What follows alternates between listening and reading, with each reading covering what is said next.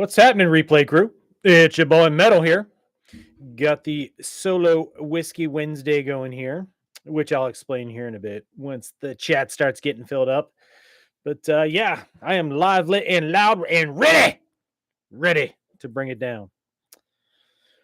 Hopefully this internet holds up. It held up for me on Saturday when I did my BS sesh. So let's see how this works tonight.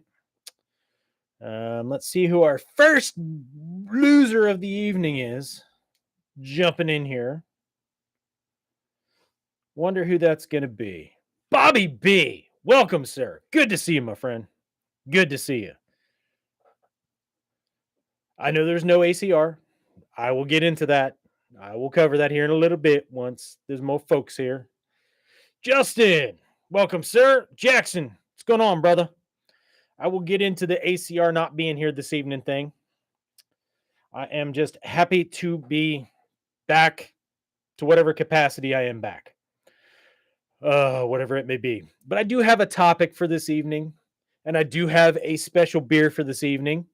Was hoping Andrew would be here with me so we could enjoy that maiden voyage on Whiskey Wednesday together. However, I have something here that Andrew uses whenever he drinks his beers.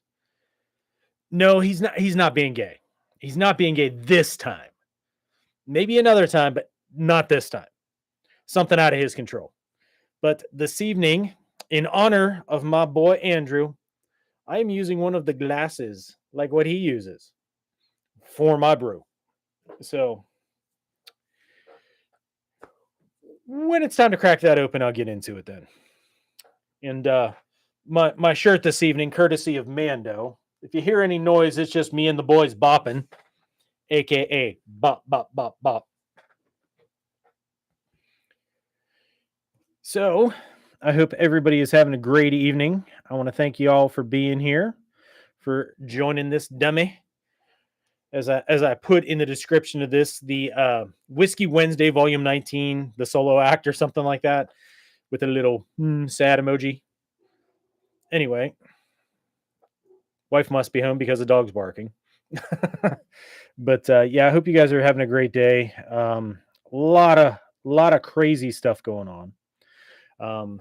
Which I was kind of really hoping that, first Whiskey Wednesday back, I'd have Andrew here with me. We could get into it and get a little conversations going on. But he's not here, so I'm going to have to hold it down on my own. Which I think I can do that. I'm pretty sure I can do that. Bobby B, thanks for inviting me over to that whole Discord thing. Awesome. Love it. Yeah. I hear and there's a notification. Let's see who is here. Oh, it's not my wife. It is a Walmart order. Interesting. Teresa, good to see you. Good to see you. Appreciate that. Yeah, make sure you go up there, down there, double tap my nose, boop the Batman mask behind my head, whatever. Hit that twice. Go ahead, do that like and stuff. So, no, hey, I end up having to listen quite often. I was listening to Twins live today while I was at work for a while.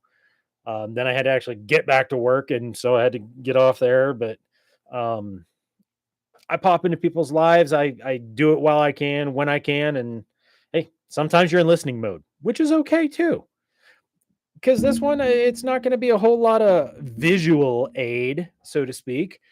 I do have some topic type stuff that I want to go over. Andrew was going to contribute with that as well. However, I'm going to, no phrasing, not what she said. I am going to try and carry the load for both of us on this one. Something I'm sure he can watch this back and he can actually, contribute later on. Because we have the option of being able to call a mulligan. Hello, Grizzly Warrior. Welcome. Good to see you. And with that, Andrew had a family emergency come up today. Nothing dramatical as far as I know. He had to take his wife somewhere, and it was like a 2-hour trip there, a 2-hour trip back. So he wasn't going to make it in time. So I told him, dude, don't try and race. Don't try and rush. take your time, be with family, whatever's going on there, take care of that there, and get home safe. Shoot me a text or call me later after the show's over. So we're going to catch up later. But Andrew's good. Things are good. All is well. He just had to be the Acrprotect this evening. He had to be the big daddy bear tonight to go somewhere. So, but he is still good. You just saw about an hour or so ago, he put a short out there about gas station awareness. So, TMT, what is up, my brother? Good to see you, man. But ACR is good. It's just me for the night. He's taking care of family stuff. So, with that being said, it's just this domesticated moron. So, you don't get the pleasure of listening to Andrew talk about stuff. I am your consolation prize. But you did make it to Wednesday. You did make it to Wednesday. So good on you for that. I'm here this evening to help you crest that Wednesday to get into Friday Eve, right? Once you got Friday Eve, ooh, there's Friday, and boom, weekend like that. Magic. This evening, what do I have on tap over here in this little can? Well, I'm going to show you. Tonight, I am drinking the Rusted Rail Double Fog Monster Double Hazy IPA. It is weighing in at 9.5 horsepower. This is a Pennsylvania brew, brewed and canned by Rusty Rail Brewing. They're located in Mifflinburg, PA, basically up in the heart of Pennsylvania here. I have had this before, had this one time. Mainly, good to see you, Sir Bobbert Hamothy. Good to see you, sir. The Mayo Man is Pat. Good to see you as well, sir. Got a PA beer here, Pat. Justin, guys, the Rusted Rail here in PA. Andrew is taking care of some family stuff tonight. He got called away at the last minute. So I'm your consolation prize. Sorry about your luck. But do me a favor and smack that screen a couple times, or if you're on the other devices, just click that little button for me, please. Yeah, Double Fog Monster, Double Hazy IPA, weighing in at 9.5 horsepower. It is very good, mainly. It's very good. So we get that crack and we get Nick Easy. Good to see you, sir. That sound just reminds me of the beginning of the cartoon King of the Hill. I just want to hear like dun dun dun dun dun dun dun dun dun dun dun. I like every time I hear a crack of a can, that's what I think. So now we go for the pour as Andrew would do. And ooh, here we go. And she's going and going. And I'm using a glass like Andrew would tonight in honor of my partner in Thought Crime Air. And there we go. Not going to go too heavy duty with it. But here it is. It's got a nice amber color to it. Almost looks juicy in a way, like some of the Juice Hazy IPAs and stuff. This is a double hazy, double fog monster for Rusted Rail Brewing. So here's to you folks. Here's to hello, Krista. Good to see you. Here's to everybody in the chat and everybody joining us. Here's to Andrew. Here's to Bad Dream. Here's to all our peoples. Skull. Oh, yeah. That's good. It's got like a little juicy note to it, but it's not like overpowering. Kind of like the St. Arnold's that Andrew had sent me. It was more of a... I don't have an old smelly fishing vest I can wear. I'm sorry, mainly. I do not. I was actually... Guys, don't tell Andrew this, but I'm looking for a vest that I'm going to wear a black shirt and I'm going to put a vest on one of these days. Probably in October. Dress up for Halloween as ACR. I'm gonna see if he's gonna shave his head and grow his beard out to. But anyway, yeah, this thing is really good. The one I had here a couple weeks ago was definitely a one and done. It's only a 9.5, but it's a very strong 9.5. So skull again.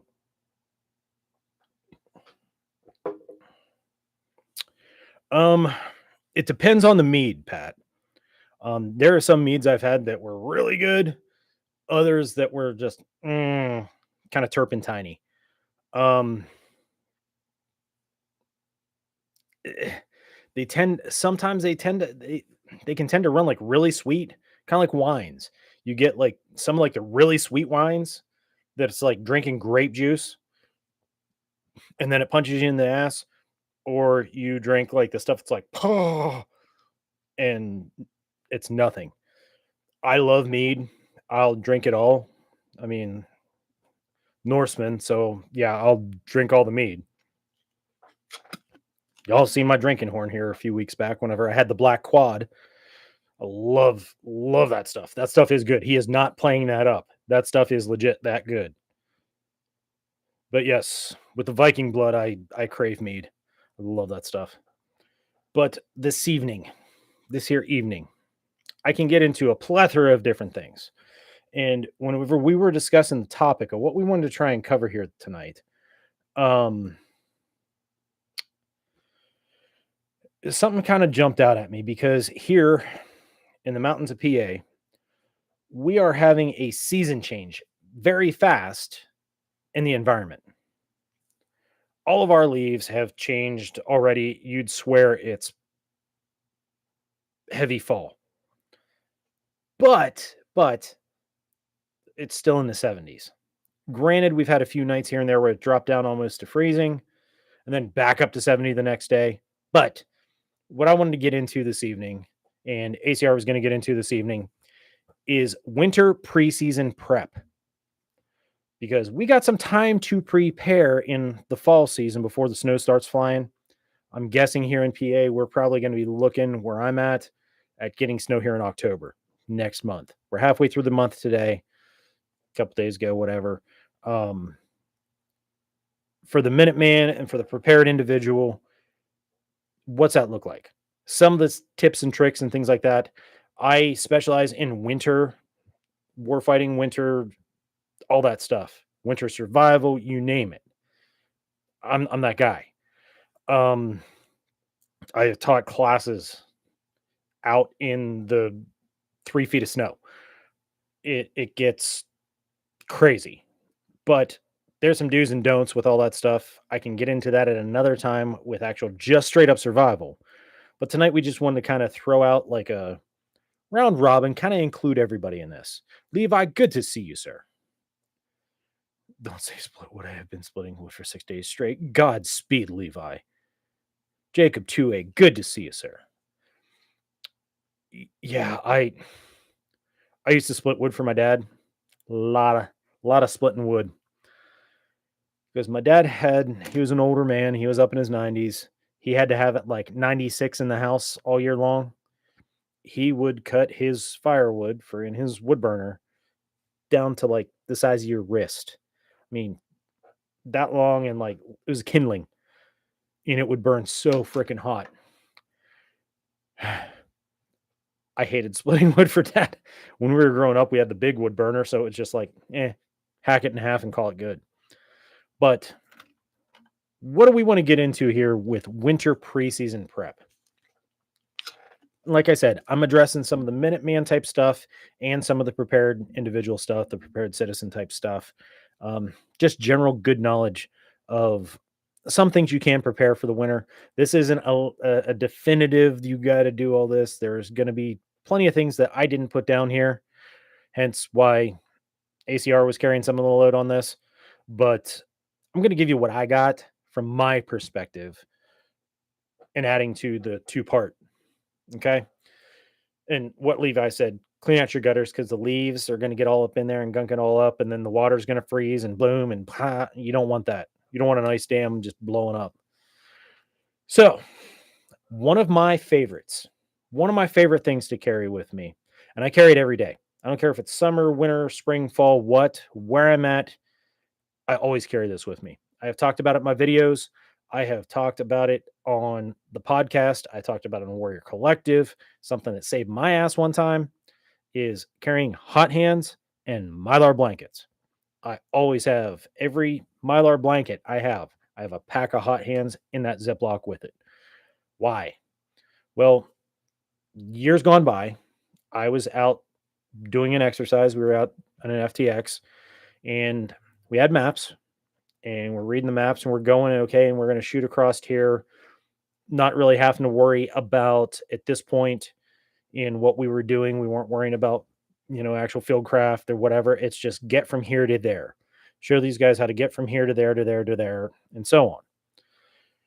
So we had to cut across this field, just the corner of the field, nothing dramatical, not exposing ourselves in an open danger area, anything, because it was not a hot zone or anything like that.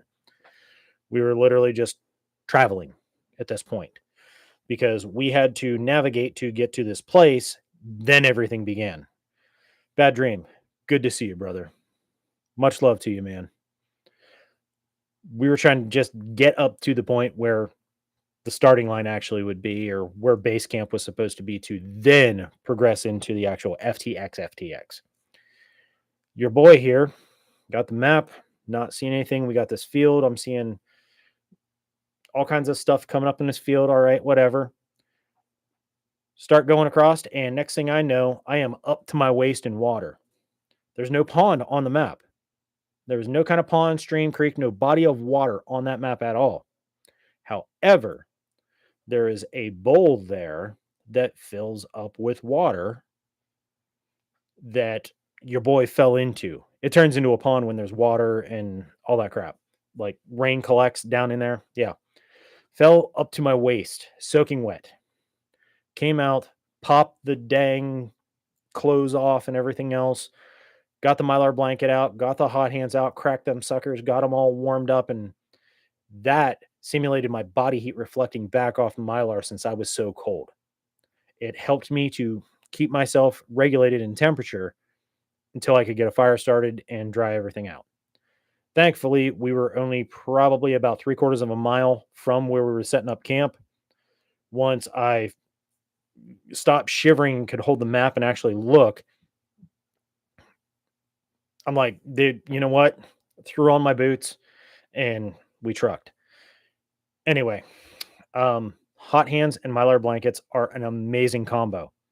I cannot say enough great things about that combo.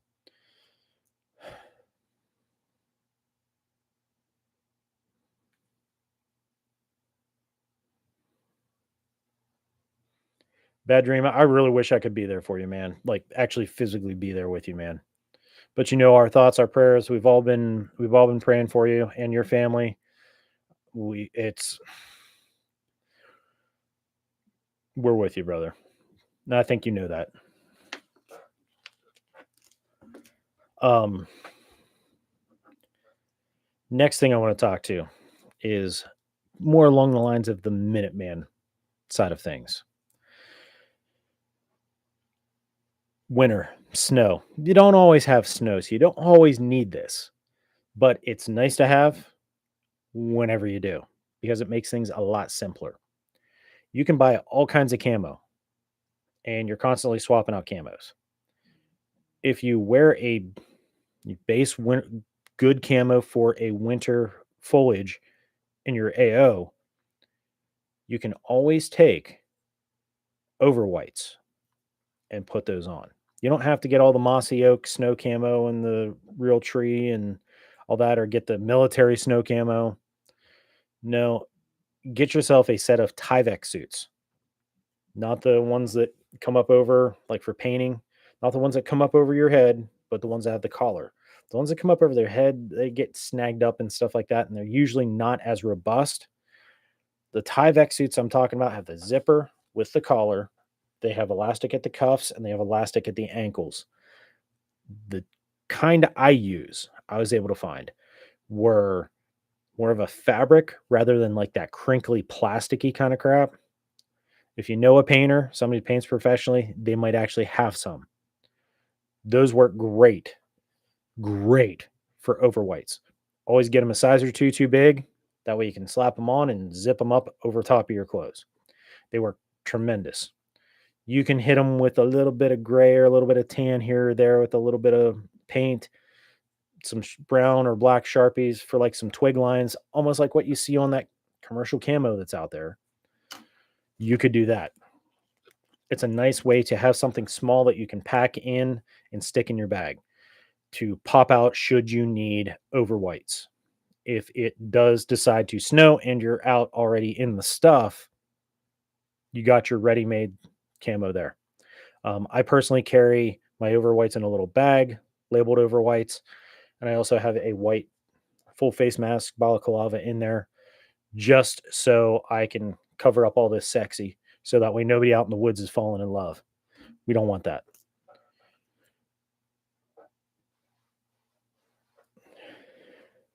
Yeah, I mean, a white sheet poncho will work. Um, I don't have any white sheets. I found Tyvek suits, easy zip on, zip off. I also have a snow camo poncho that I take. I have a regular poncho, but I have a snow camo poncho. Why would I do a snow camo poncho with a regular poncho?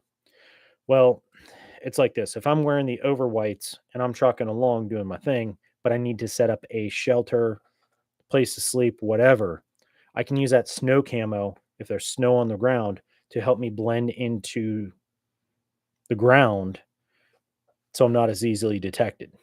Um, which kind of taps me into something I was going to cover at the end here about snow and using it with shelters. But I'll get to that in a bit. But utilizing over whites like the Tyvek suits, ponchos, white sheets, like Pat said, those kind of things to create a snow camo effect for yourself, should you need to. Yeah, I know they kind of do, Levi, but we don't hate them. No, we don't hate the white sheets. We just don't like those kind. I am also done with heavy snow and freezing temps, Sir Bobbert. Um, I'm afraid up here we're going to get hit with a PhD, piled higher and deeper. We're in for it. We're in for it. We haven't had one in a while. I think the most we've got is like 8 to 10 inches in one clip. Last year we ended up getting snowstorm after snowstorm after snowstorm. They kept piling up without melting off. So we ended up having about 18 inches or so at one point. But yeah, I'm not a big fan of snow. I'm really good in the winter. I'm really good out in the snow, but I freaking hate it. So yeah, skull to you guys. Now, that brings me to my next little bit here. That snow camo and poncho and face mask. Those are not just good for, protecting your identity and whatnot. They also help keep weather out. So don't forget that part of it too. Um, I don't know. Pat, I've seen the Farmer's Almanac. I've read it, and sometimes it's scary accurate, and sometimes it's like, eh. We had a drier summer here, so I'm thinking we're gonna have a wetter, heavier snow winter. Um, Next piece of gear. Doesn't matter if you're a prepared citizen or a Minuteman. Base layers and merino wool. Merino wool socks are life. Love me some merino wool base layers and merino wool socks. Oh my gosh. Those things are incredible. Easy to dry. They still retain about, I think it's 80% of their warmth, even though they're soaking wet. And that's pretty awesome. So, merino wool is amazing. But when you're out, make sure you always have extra socks. I don't care if they're cotton, wool blend, merino wool, what they are. Always have extra socks with you. The Minutemen out there will tell you, yes, always have extra socks. Us military guys, we will say, please take extra socks and make sure you have powder for your feetses. Whenever you take time to rest, you need to, even though you're in socks and boots, you still got to take care of your feet. Your feet are sweating while you're trucking. So you still got to take care of those little patty whacks to get you from A to B and so on and so on. Still got to take care of those things. Um, as Chris has said, wool blankets are another good thing to have on hand at home in the vehicle. They're tremendous. Love those things. Um, with getting into the clothing thing here. I said about base layers. Make sure you're properly layering for the cold if you're going to have to be out in it. Your base layer, you don't necessarily want it skin tight. You want to have it so it can breathe a little bit. Levi, thanks for stopping in, man. You have a great evening, sir. But you don't want your base layer to be, and you don't want it to be synthetic. You want it to be natural, like wool or merino wool. I do have some synthetic stuff for specific reasons, but it's not for winter. I'll tell you that. It's not my base layer. I can use it as an underlayer if I'm like in a temperate area to help keep me a little bit warmer, but it's not going to wick away the sweat the same as the merino wool will. Works good, just not the way merino wool does. Make sure you have that good base layer on. Hey, look who it is. It's Mando, guys. He showed up. And you see what I'm wearing. Yeah, and guys, we were talking about York with the shooting that went on. Mando is working down in York in that area. But thankfully, I know where he's working. He wasn't anywhere near that. He was all good. I didn't worry about him. Plus, I also know that they're probably not going to go after a guy wearing high vis. But anyway, the layering, make sure you have a good base layer on. But then you should probably have a more of a warming layer over top of your base layer. Something that can be vented. Same with your weather layer over top of that. So that way you can vent that too, but it helps to keep the wind, the rain, the cold from biting through. Make sure you're wearing your gloves. Make sure you're having a head covering, especially me, since I have like nothing up here, bare skin. I gotta wear hats in the winter. No way around it. My head freezes. I do have a little bit of extra face covering here, but I still wear masks and stuff like that out in the cold. Scarves, balaclavas, your shamogs, things like that will help keep you warm. Make sure you have good boots and gaiters. Gaiters help tremendously from keeping the wet, the cold, the snow, the muck out of your boots and out from getting up underneath your pants and stuff. Gaiters are awesome. They're like around 40-ish bucks, depending on where you get them. Sometimes you can get some deals on them, things like that. But having a good pair of gaiters, especially for the Minuteman, yeah, they're awesome to have. Awesome. The next thing I want to get into is a little device. Let me grab it so I can explain. I may have gone over this before. I think I might have talked about it in one of my videos early on, but I'm going to grab this device so I can show you guys and know it's nothing of the tactical nature. It's of survival nature. So, uno momento, por favor. Where did I put it? I have so many stuffs, guys. I might have even... Yep, I did. I have a whole pile of gear back here just because I have been too busy doing other stuff that I just piled everything up. Like, I'll get to it later when later never comes. And so here I am. Now, in this is the kit I've gone through. My little survival waist belt. This little guy right here. This little thing, right? This is, don't believe a word Ian says about layering up or anything.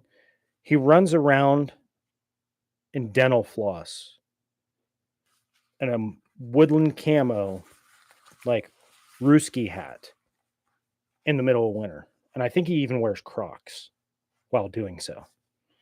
This little guy right here. I know you probably can't see it because it's camoed. But anyway, inside of here, this is all taped up. If you can tell by the top here, it's a Ziploc bag. Has a couple little tabs right here to help open it up. Inside there, Ziploc. It's all taped up, all secured. Put a little couple little flanges on the sides. Put my paracord through there. So I can do this.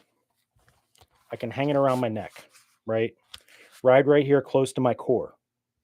So that way in the wintertime, when there's snow out there, they say about not eating snow. But one thing I can do is I can put snow in here, seal it up, hang it underneath my coat, not up against my, I don't want it up against my base layer. I want it between my weather layer and my warming layer, or under my warming layer if I have a really good merino wool base layer on. So I don't get cold, so to speak, but I can melt that snow next to my body. Use my body's thermodynamics to take and melt that snow. Then I can get my fresh water from here. And as long as I got snow, clean snow that I can put in this bag, I can keep regenerating clean water to drink from this bag. This is what's called an Arctic bag. These things are amazing. I don't have to treat it, nothing like that. Melt the snow up against my body. I don't have to vent as much if I'm moving because I'm thermoregulating with having the cool closer to my body, help keeping my core down for the temperature. That way I'm not having to vent. So, Arctic bag, duct tape, a freaking Ziploc bag, and some paracord. That's all it is. And it works wonders. Works amazingly well. And I don't know why, but my stupid phone keeps freezing up here. Can you guys hear me okay in there? Shows we're still going here, but I want to make sure.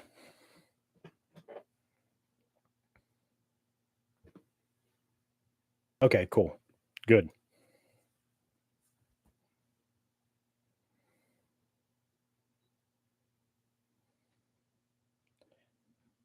I don't know why my phone's doing this. It's just being stupid.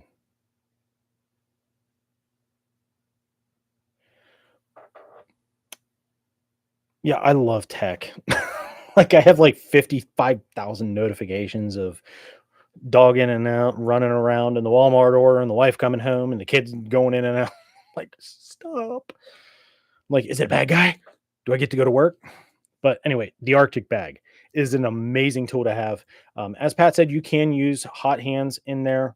You don't necessarily have to use anything like that. Your body will do an amazing job of melting it because the hot hands would help raise the temperature in there, and you might get hot. If you start sweating when you're in the cold environment, sweat can kill. So you want to try and keep your temp regulated, not necessarily get warm, not necessarily, you don't want to get cold. You want to be even keel. So keep that in mind. Um, One of the things I like to include in my own personal stuff in the winter, mostly in the winter, I don't carry this with me in the summer, the spring, or the fall because it doesn't really do me any good, is Jello. Orange, strawberry, or cherry Jello. Something contrasts to snow. You can use that Jello to in the powder to sprinkle out if you need SOS. You can mark a spot SOS kind of deal in an open area with snow. You can also take that and use it for boiling up in a cup and sipping on some warm Jello. Gets a couple calories on board, get some sugars on board. I don't know of anybody in the universe that has not liked to drink warm Jello when it's freezing cold. Yeah. So just saying, just saying, the Jello does amazing stuff. Bobby B, thanks for coming out, brother.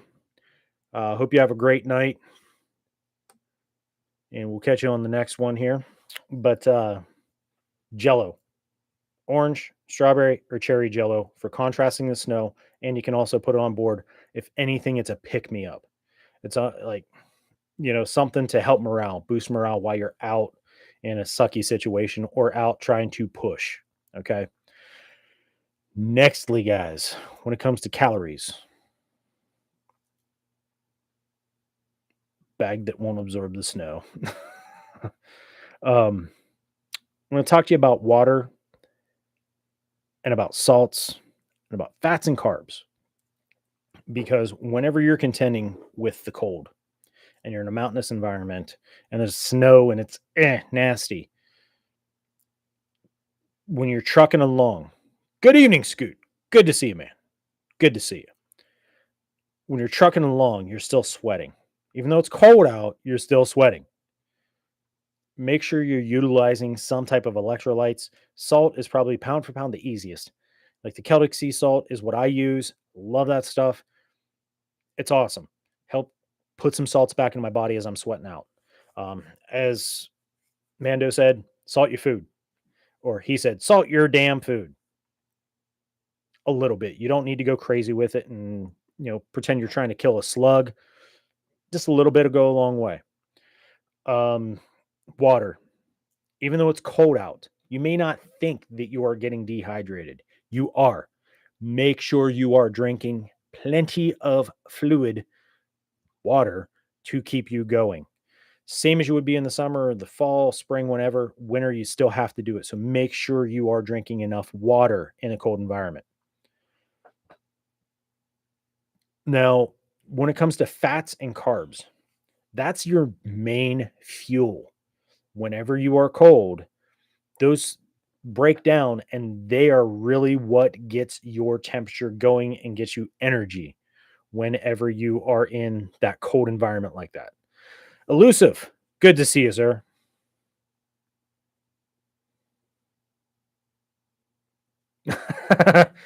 Another one. V, good to see you. Thanks for stopping in. This Whiskey Wednesday, y'all tuning in late here. There is no Andrew with me this week, no ACR. He got called out with some family stuff, so I'm holding it down here by myself. Though I do have a beverage like what Andrew would be drinking out of a glass similar to what he would be drinking in honor of my brother. So, skull. And yeah, tonight we have the Double Fog Monster, Double Hazy IPA at 9.5 horsepower, made right here in Pennsylvania. Now, your fats and carbs, that's your energy. That's what stokes your fire and gets it rolling. The fats break down fairly quick. The carbs, they'll break down pretty quick and get you that burst. As we know with dietary and all that stuff, those types of things are what I tend to lean into more so in the wintertime when congratulations on that. Congratulations on that 200.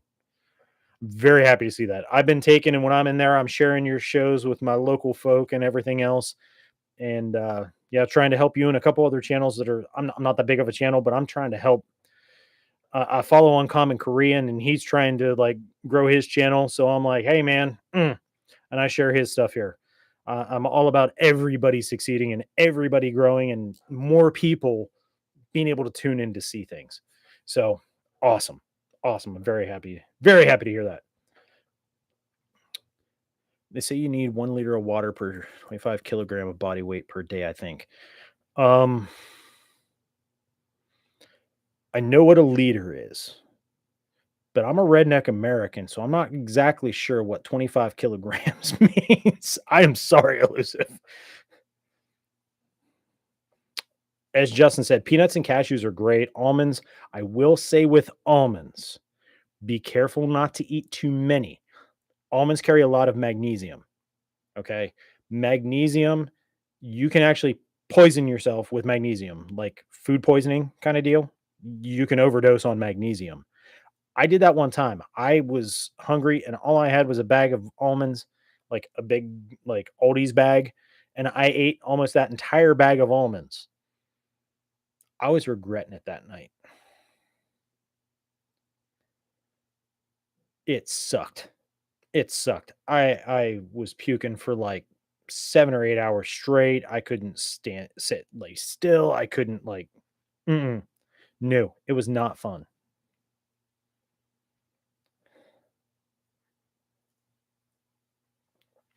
Water tablets. Yeah, and I mean there's all kinds of different water tablets you can get. Let me move my camera here so I can grab the ones I have on my desk. Not like I trade a whole lot of water at my desk, but I have them here. You got the little with the little yellow, the aqua tabs. These are great. The potable aqua, PA plus, and the regular clarifying tabs. They're great. They do good, but they always leave a nasty flavor. I always have water additives because as I'm looking, the two guys I see, Army, Armando, and Robert, you guys know, drinking out of a water buffalo, that don't taste so good. So I like to have water additives to get rid of the funky chemically treated tastes and all that stuff. So I always have like some type of squirt thing to put in or some tablets for effervescence. I do apologize because I know how bad that was, bro. I know how bad it was. Oh, it's just terrible. It was terrible. But we survived. We survived. If you can survive a water buffalo, you can pretty much survive anything. Um, but I always use some kind of water additive to try and get rid of that treatment taste.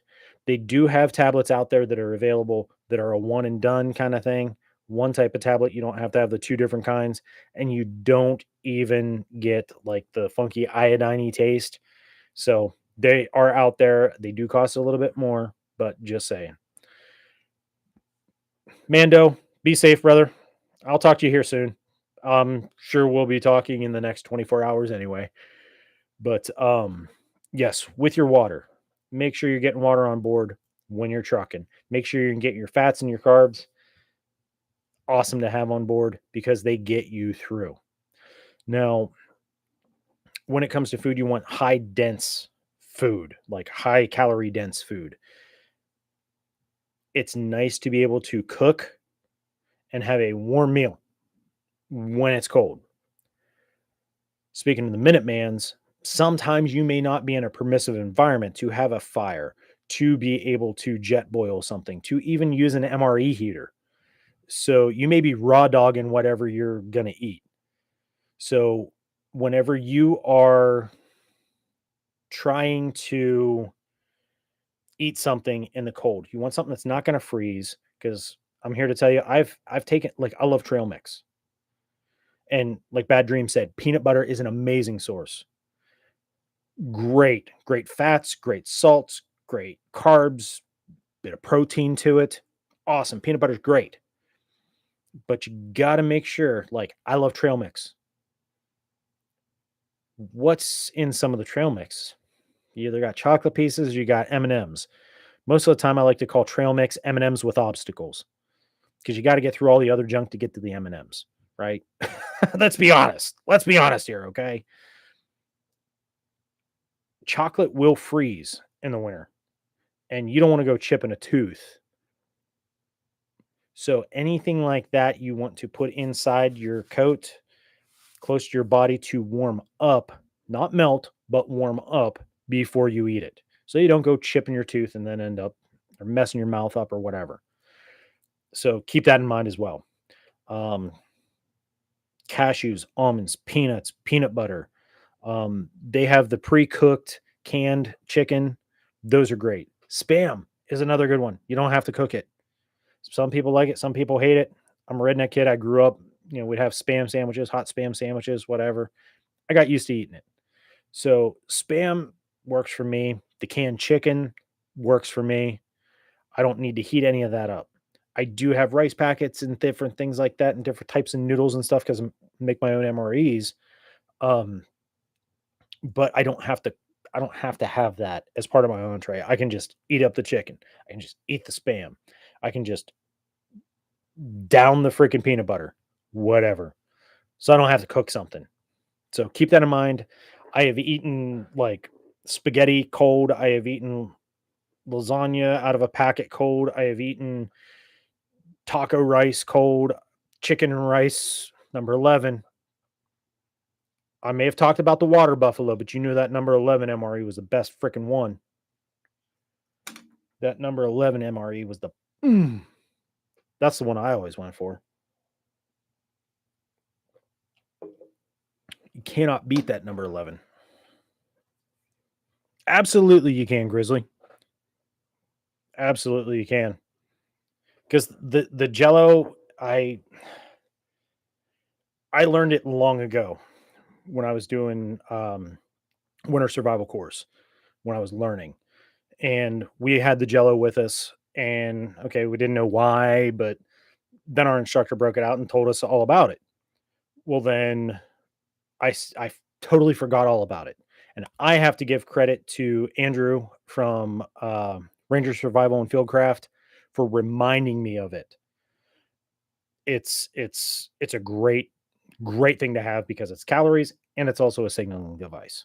So good to have. Something else I want to throw out here too is in your vehicles. Make sure you have that type of food that can withstand being out in the cold. Make sure you have water, and make sure you have supplies in your vehicles for getting around doing the things. Okay. Might slide off the road and get stuck. You might not be able to get up a hill and slide back. There may be trees down. There may be a drift that you can't get through. You might have a whiteout, whatever the case. You might have a mechanical malfunction in your vehicle and have to hole up for a while. No cell phone service, whatever the case. Make sure you have supplies in your vehicles ready to go should you need them. Now, with that being said, make sure whether you're a Minuteman or you're a prepared person, tools. Oh my word. Tools, guys. Tools. Stuff to work with your hands to build stuff and do things. Yeah. Tools. Axe. Small little hand axe. Something like that you can use for cutting wood. This one I'm in the process of restoring, hence you see the runes on it. It's getting a complete overhaul and it will not be the same looking thing here in about a year. So, anyway, axe, multi-tools, an e-tool. For those of you that don't know what an e-tool is, it's those fold up little shovels like we use in the military that they fold out. You can put it on the edge and use it like a hoe or a rake. They typically have a serrated edge for you, like sawing it, limbs and stuff like that. They also straighten out and you use for a shovel. A lot of us use them for filling up sandbags. An e-tool is a great vehicle. I don't care if you're military, civilian, a Minuteman, a 3%er, a baker, a butcher, a candlestick maker, doesn't matter. An e-tool in your vehicle is an amazing tool to have always. Dig yourself out. You can take and dig in and create a snow cave and a shelter and a drift. You can create a ranger grave if you are in Minuteman. You can create stealth camp using an e-tool. You can fill sandbags with an e-tool. You can do a lot with an e-tool. The thing is with the e-tools, you never know when you're going to need it. You just kind of do like rope, which is another thing. Make sure you have rope in your vehicle. I don't care if it's 50 foot, 100 foot, something that's substantial. That for some reason, if you need to somehow hook up, you don't have chains, but you need to hook up something, you can do a lot with rope. It's just a bigger version of paracord. And your imagination is the limit with what you can do with paracord or with rope in a vehicle. You're not carrying it, your vehicle is. Remember that. Your spare tire well in your SUVs and cars, you can put those kind of things down in there where your spare tire is.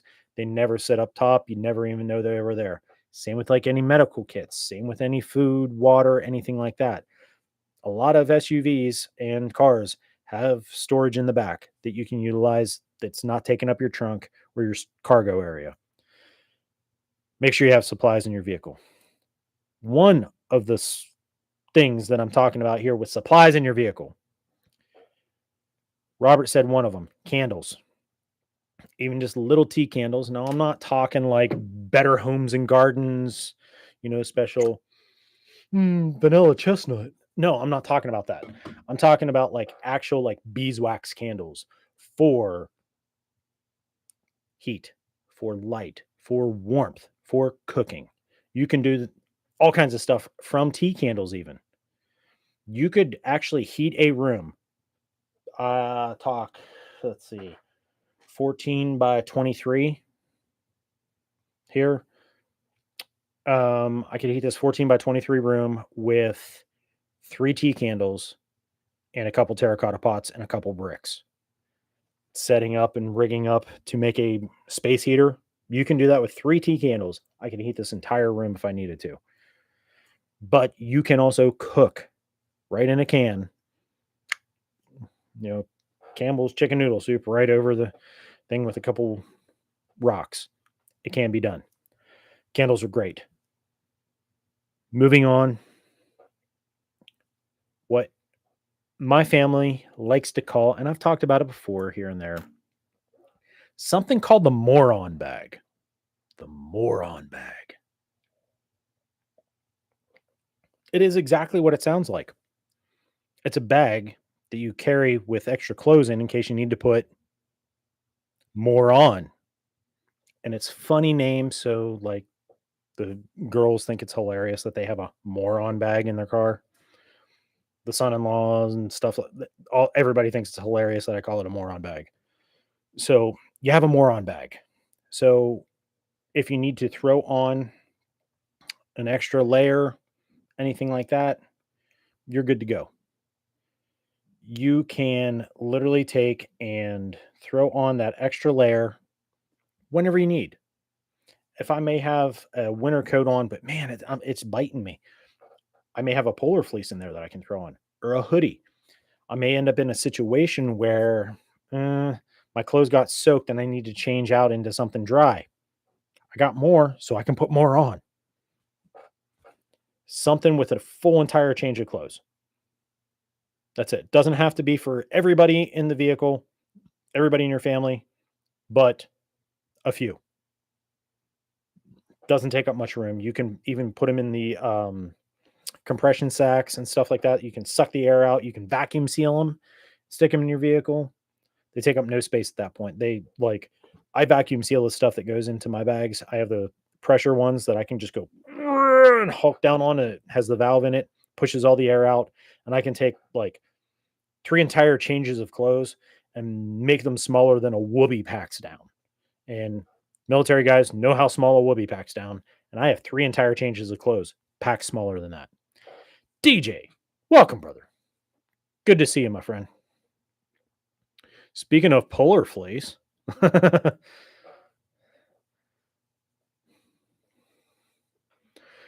how about it, Robert? Yeah, man. Yep. We used to do that quite often. The moron bag is a great thing. Also, make sure you're putting hats and gloves and socks in those moron bags. Might not be a bad idea. Just saying, if you're traveling back and forth to work in your vehicle, to throw an extra pair of boots, even if it's your older pair of boots, throw them in there. So in case you blow out a tire on your shoes, you have a replacement for it so you can get where you need to go.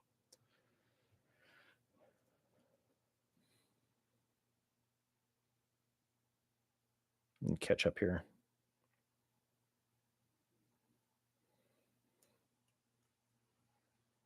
Oh, I'm sure it was probably pretty. Guys, Justin was living life and it was rather intense. I kid. But no, the next thing I want to get into here is medical. Medical. A lot of us have a buddy. His name's Jay. He has a company called Prepared Citizens Training Group. He sells medical kits, IFAKs, Slishmans, tourniquets, all kinds of things, boo-boo kits. Have yourself at minimum a boo-boo kit, but also make sure you have a medical kit in your vehicle because you never know what you're going to encounter. I have a IFAC in every single one of our vehicles. My daughter's vehicles, I got them for the boys, their boyfriends and fiancés and husbands. Got all the boys tourniquets, setups, like the full freaking thing like I carry for their vehicles. Also got them all first aid kits, all got them all roadside emergency kits. But having that medical with you it's paramount. It's very important to have that medical. Jay, our buddy here, he sells that stuff, so you can actually get that stuff right from him. Boo boo kits, if you want something more robust, you can take and get whatever you would like. Just make sure you're covering all your bases. Same with medications. Make sure you're rotating them out on a regular basis so nothing is funked. Okay. Now, with the medical, I will say something that's hygiene related, technically. You still have to take care of yourself in the winter and the snow and all the grime and all that stuff out there, and it's all nasty and cold and stuff. You still have to take care of yourself. Still have to have, some level of hygiene care. Make sure you're carrying lip balm with you. Chapstick, unflavored, unscented, none of that banana berry BS to make you look like Shaquish or what was her name? Wanda from In Living Color, Jamie Foxx. Hi. No, you don't need to do all that. Don't need to have lip gloss. I'm talking lip balm, the stuff that's protecting your lips. So that way you aren't getting chapped up. You're not getting cracked up, nothing like that. Josiah, Glory, good to see both you guys. Yes, I am live, lit, and loud, and ready for action. Hooah. But keeping that lip balm, keeping your lips taken care of in the winter so they do not get windburn. Windburn. I'll get to that, Robert. I'll get to that, Sir Bobbert. Windburn sucks on your lips. If they start cracking and they're dry and all that kind of stuff and they just get nasty and hurt, whenever you take a sip of even like some chicken broth or something, anything you eat that's salty, spicy, hot, cold, it's going to kill your freaking lips. It sucks. Take care of your lips. And for you Minuteman, you can always tell who's a steely-eyed killer by the suppleness of their lips. We rescue the damsel in distress, and you gotta have them lips taken care of so you can afterward, right? So just my tip to the Minutemen there. The fire starter element of things. I've covered this in some of my shorts and some of my videos. I always take my chapstick. I probably have 5 of them in here or something. But anyway, I always take my chapstick and then the cap. I take off the cap, and in there, I take a little bit of chapstick, I roll it up, and I take a little piece of a cotton ball, and I permeate that with that chapstick, and I stick it up in the lid, and then I wind it back down and put the lid back on. That way, I always have a ready-made tinder source ready to go with that flame extender in that cotton right there in the lid. Now, we had what we called a Ranger fire starter or Ranger lighter. That you have your lighter, your old flick your bick, right? And we would put duct tape around them, right? Even if it's out of fuel, you can still get the spark off of it and start a fire with that little piece of cotton ball. Well, I can't find my chapstick. So what we do is we take a piece of paracord and we would lanyard our chapstick to our lighter and have duct tape around both of them as also a flame extender. And you can make plasters out of it. You can make band-aids. You can do repairs, all kinds of stuff with that duct tape. Duct tape is an unsung hero of the universe. But having that right there with that little bit of tinder, you can do that. Plus, take care of your lips. So you got many bonuses from that little tiny setup right there. I'm going to catch up with the chat here for a second. And I'm going to partake a little bit.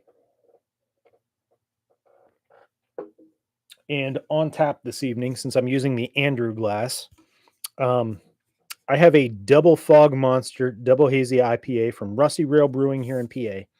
weighing in at 9.5%, decent horsepower.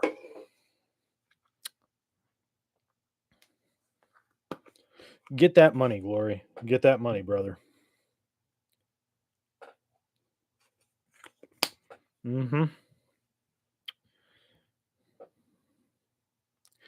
It truly is a catch-22, DJ. It's like, which way do you go?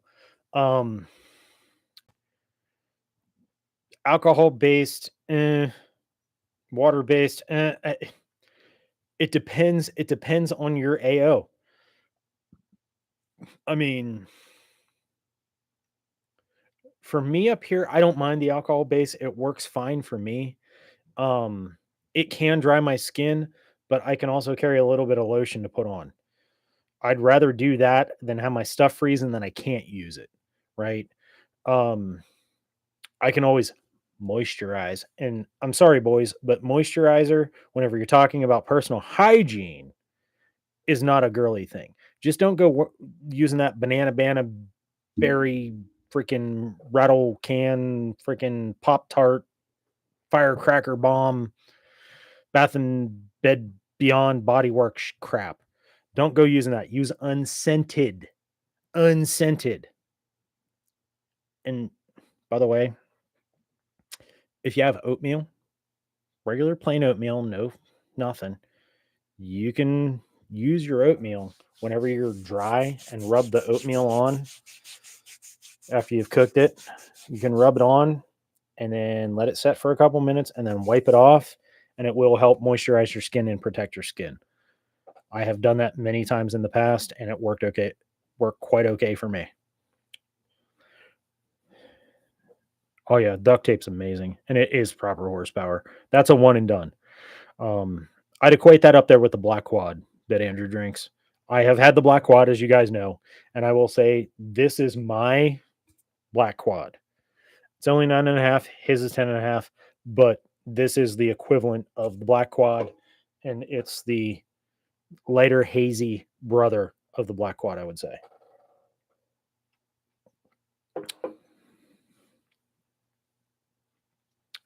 I will be getting to that about the snow blindness, Justin. I have that written down. I am covering that too. Um,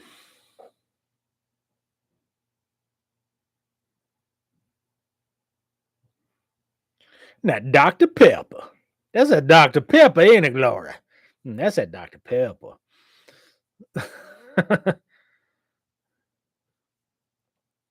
Yeah, DJ, I actually have some of that lotion. Um, that aloe shit, alcohol based hand sanitizer shit that has the aloe in it and stuff. That stuff actually works pretty good and doesn't dry the crap out of your hands. Duct tape, definitely, Sir Bobbert. It can be used in place of moleskin. I have some moleskin right over here on my dresser because I don't like to get blisters. I don't like to get hot spots.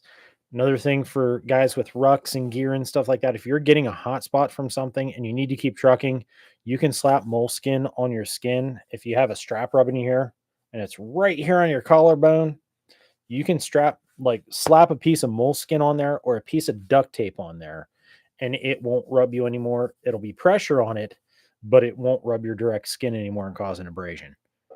I've done that many times over the decades. And that's why I have like a whole pack of moleskin in like all of my different bags. Guppy, good to see you, man.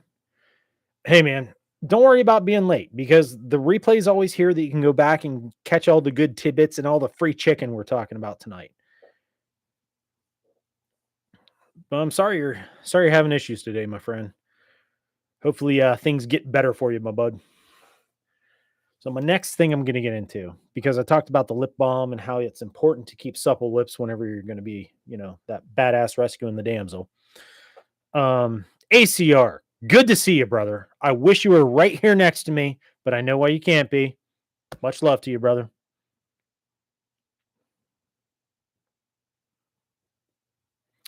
He's getting back on the road.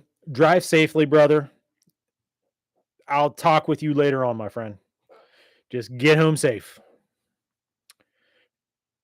I will say my two favorite types of tape to carry in the field. I have medical tape, but I also carry The electrical tape, electrician, electrical tape. I have tubes and tubes and tubes of electrical tape. No, no joke. I don't know how many sleeves of the shit. Um, but electrical tape and duct tape, you can't go wrong. I tend to lean into duct tape and electrical tape a little bit more sometimes in medical aspects too.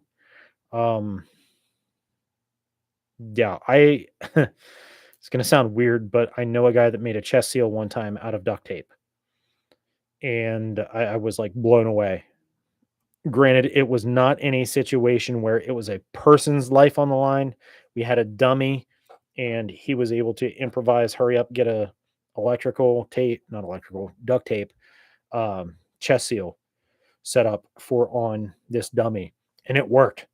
It blew my mind. I was like, I am never doing that. I'm just gonna buy chest seals, but it worked. So brings me to my next thing. Got to make sure you make time to carry tape or make space to carry tape, as we were talking, a tarp in your vehicle, some type of tarp, whether you need to use it as a drag, whether you need to use it as a shelter, whether you need to use it as a signal, whether you need to use it as you had a window blowout and you need to put it up over and then use the tape to duct tape it into place and redneck the thing till you can get home. A tarp can do wonders with tape. Same with zip ties. Make sure you're carrying some zip ties with you too. They're incredible resource to have. And I already talked about the rope, but cordage. Make sure in your vehicle or on your person. I always carry like a 6-foot hank of paracord in my pocket. I also carry like a 30-foot hank in my sling bag upstairs. In my new sling bag that I have yet to use because I have had way too much stuff going on. I have had way too many DEF CON dad calls. Like, oh shoot, something happened. I need the big guy. That's going to be my weekend this weekend is a DEF CON dad call. So having those kind of things to use whenever you're in a situation, those kind of tools, consumables, whatever you want to call them, they're great to have. Absolutely, Guppy. Butterfly stitches can be made from duct tape. I carry steri strips in my med kits. I also have the butterfly bandages in there. You can do knuckles. You can do all kinds of different stuff with tape. The tarps, if you have to carry stuff, you can make yourself with the cordage and the tarp with a little bit of using your mind brain here. You can actually make yourself a backpack out of the tarp with anything you need to take with you should you have to abandon your vehicle for whatever reason, or if you get stuck and you have somebody that has a busted up leg and you can't get them up out of this area, you can create a drag with the rope and the tarps to drag them through the snow should you need to.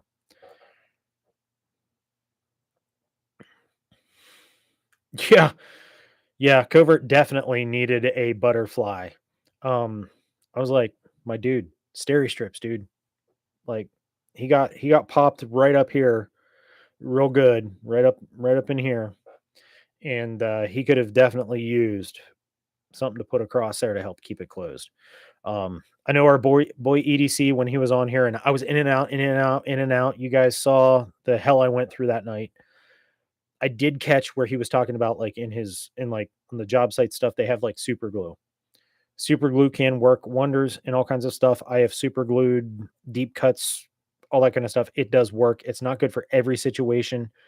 In Josiah's situation, a butterfly or a steri strip would have been perfect. Clean it up and whap. So there is that. Guys, what Pat's saying right here, gold. Guys with bad eyes, keep the glasses from fogging up.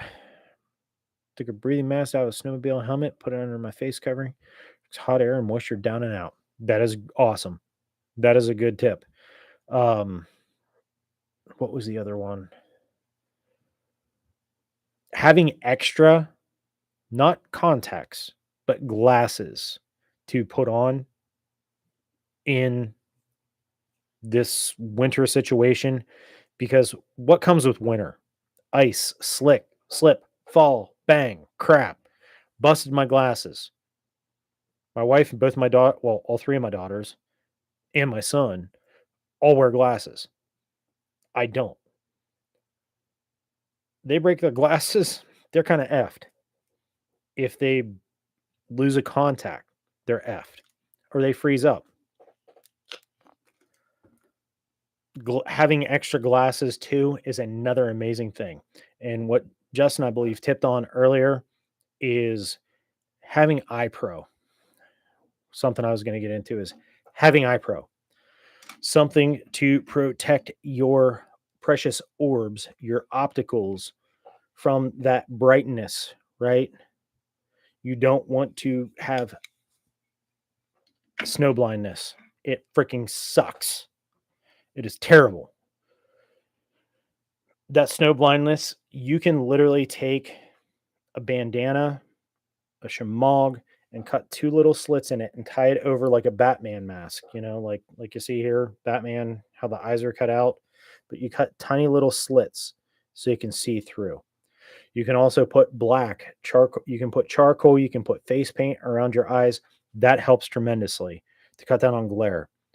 Me with my blue eyes, I pick up a lot of light. I have amazing night vision without having a PVS 14 on. I gather a lot of light in these freaking lady killers, the blue steel. I gather a lot of light. So even it may not seem that bright to a lot of folks, but it's very bright to me. So I always have to have sunglasses on tap. At work, I have like 7 pair of freaking sunglasses around all throughout, depending on wherever there's a door to go outside, I have a pair of sunglasses staged. So I can always throw them on when I go out. Um, these guys are talking about the Barbasol shaving cream. Robert talking about Barbasol shaving cream, wiping the lenses, keeps them from getting fogged up. That is something I want to tell the Minutemen or anybody that's using gas masks. Make sure that plexiglass has tearaways on the outside. So in case you get gunk on it, you can tear away and you still have a clear lens. But on the inside, you can use that same method that Robert Ham's talking about right there to keep them from fogging. It works good. I have done that myself. On the outsides, the tearaways, before I put on the tearaways, I do use Rain-X, as Old Glory said. I actually do use Rain-X on the outside of my gas mask.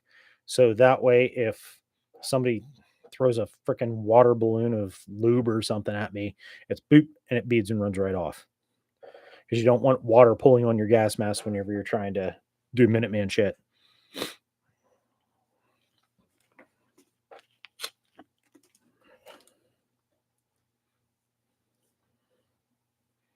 And Guppy's right, man. You gotta spread the knowledge and the wealth of knowledge. There is a lot of good information, not just from me, but also from the chat tonight. This is one that you can refer back to because of Replay Crew. You can jump back in and rewatch and re-listen to all of these things. I still got some more to go through here, but to come back in and revisit this stuff, share it to your friends, share it to your family. I mean, this is basic stuff, like for me and for you guys, but there are plenty of other people out there that have no clue about any of it, and they would be SOL without us alpha folk. So skull to you. Now, talked about the iPro. Make sure you have something, sunglasses, some type of something, anti-glare. I have used shamogs and cut slits in shamogs, bandanas, cut slits and bandanas.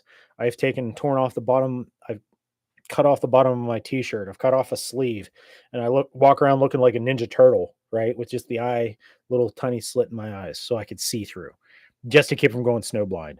That sucks. That hurts a lot. Now, something I started talking about a little bit ago with the lighter and the chapstick, with a little bit of tinder in the cap. Little cotton ball permeated with that chapstick or Vaseline or something. Shove it up in the cap. You never know it's there. Can use it every day. I carry it in my pocket every day. Having a fire kit, whether you're a Minuteman or you are a prepared person with the vehicle. Without the vehicle, should be able to go mobile with it. I'm going to delve back into my little alpha male satchel here. This is what I was talking about. I put a little one on here because it's in the little kit, but you can have a longer one that you can hang it around your neck if you need to or whatever. And as y'all see there, it's hanging out the bottom. Got the cotton ball in there with my chapstick, bunch of duct tape around there with the lighter. But having a fire kit, something to work with. Because I have a pouch, I have cotton balls already permeated, Vaseline, and a little Ziploc bag ready to go should I need them. In here, I call this my fire kit in this thing. I also have a headlamp because it's candela. Light fire is a candela device, same as a headlamp. It's just a cheap Ozark Trail little white light one just to get me A to B kind of deal. Put that little tiny Swiss Army knife in there. I told you guys I have like 50,000 of those things. But then I also have a magnifying lens, and I put electrical tape around the outside to keep the sharp edges clean so I'm not catching anything. But I put that in my fire kit. Now, you can also do the barrel rod and striker. You can do a flint and steel. You can do, there's a plethora. Fresnel lens. You can do all that kind of stuff. 9-volt battery with a pack of gum, using the foil as like prison match. You can do all that kind of stuff. I'm just saying, have a fire kit. Some type of fire kit. Actually, even right here in one of my chew cans, taped it all up. I have a little fire kit inside of here as well. So I have a supplemental to my supplemental to what I actually carry in my pocket every day. Let me catch up with the chat here real quick. Gup, yeah, I appreciate that, man. That's awesome. Thank you. Thank you for saying that. We appreciate that. As Bad Dream said, the steel wool. Steel wool is a good one for starting a fire. I have done that with batteries. Starting fire, I have 9-volt batteries in my kit for my Minuteman stuff because I have an IR strobe that takes 9-volt batteries. I have a couple of them. I also have a piece of steel wool in my fire kit that I carry with me there in case I need to use that. The foil from your wrapper, your gum between a regular AA or AAA. You cut it and then you come in real close and then you cut back out like an hourglass shape. That tiny little thin thing there, it goes and it starts catching. You can catch one of those cotton balls with Vaseline on fire with that. They work great.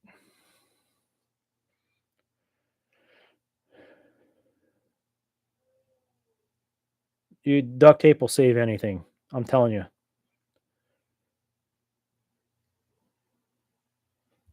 Glory, how are you going to leave your freaking vape, man?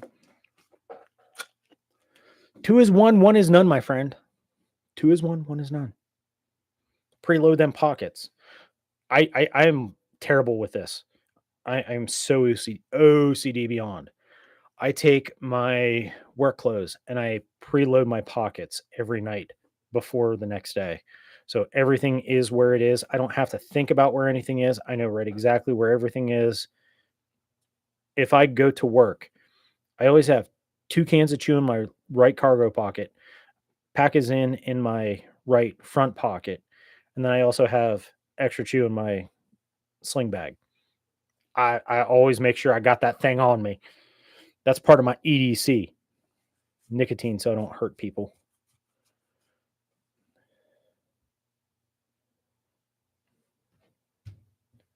Yeah, DJ. They have those little Fresnel lenses that slide into like a little sleeve thing that you can put in like your card holder in your wallet. Those are amazing. I have some, but they're all stashed in all my gear that's in a pile back here because I'm redoing this room next. If I get around to it. Well, not if, when I get around to it, because I will. You can also use a flashlight bezel because it's got the where the bulb comes up through and then you got the convex there. You can use that for starting fire. You can also use the lens in a lot of cases for starting fire. I can start a fire with a plastic bag and pee if I'm properly hydrated. I have done so in the past.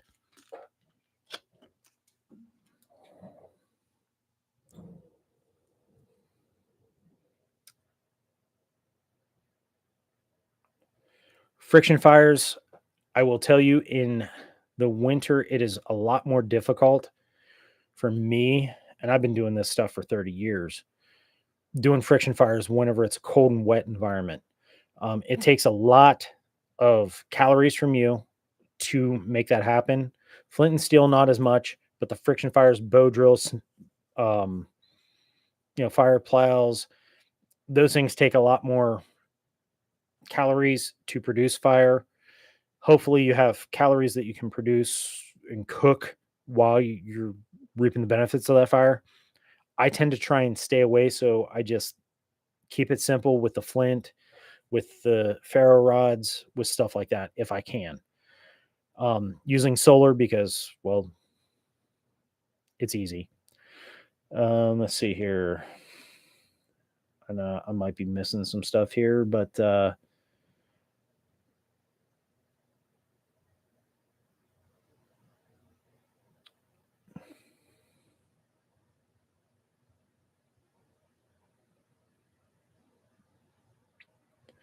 those metal survival cards are pretty nice. They are good because they have a bunch of different tools on them. I also have another one. I don't know. There's a bunch of different ones like that.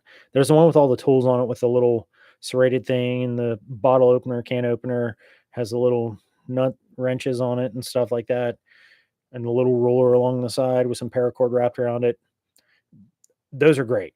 They also have the ones that are thinner and they have like hooks that can break off and little flashy things and little spears and spear tips and little knife blades and little saw blades and stuff. I have some of those too. I've used them in the past. Some of them were okay. Some of them were absolutely freaking terrible. They were horrible. So you got to be leery of the different cards that they have available. If it looks like it came from Wing Dong Ding Dong China and it's like super thin, we're talking like aluminum foil thin, stay the hell away from it. If it's got some thickness to it, it's fairly robust, those are better. So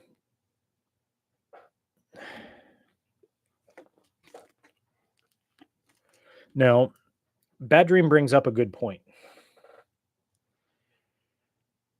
A lockpick set is pretty important to have.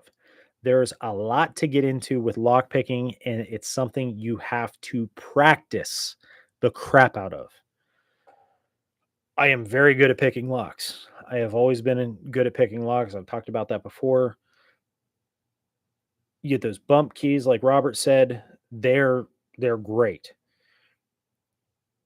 Being able to pick a lock helps tremendously for many reasons. I'm not going to get all up in it here on the YouTubes, but I will say those guns, those lockpick guns, you squeeze the triggers, shy away from those.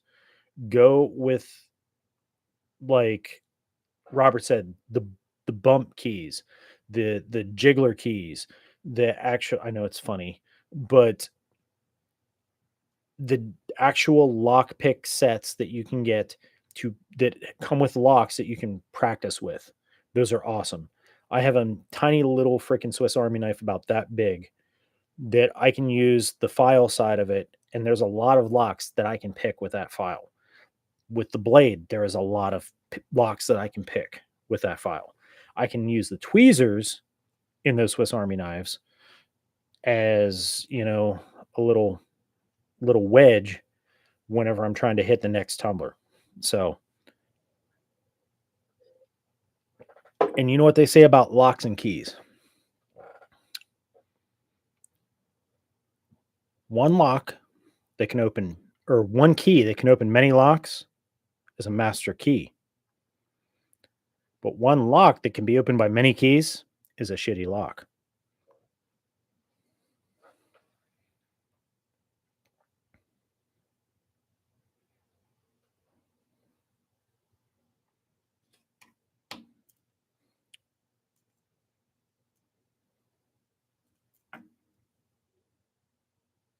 Okay, Justin. Yeah, some of them, like that one, like some of them are amazing. Love them. Other ones that like uh, they're like floppy. I'm like, what are you going to do with that? What are you going to do with that? Um, but having that fire kit, having that lockpick set, having things like that to be able to gain entry. If you're out in the middle of nowhere and there's a trapper cabin and you're freezing, you got whatever, you're freezing and you need to get shelter.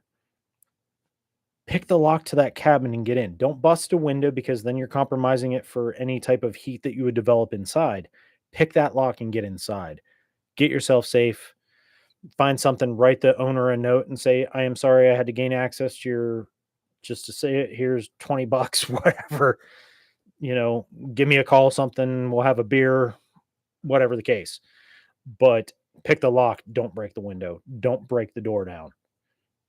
Gain entry with that lockpick set.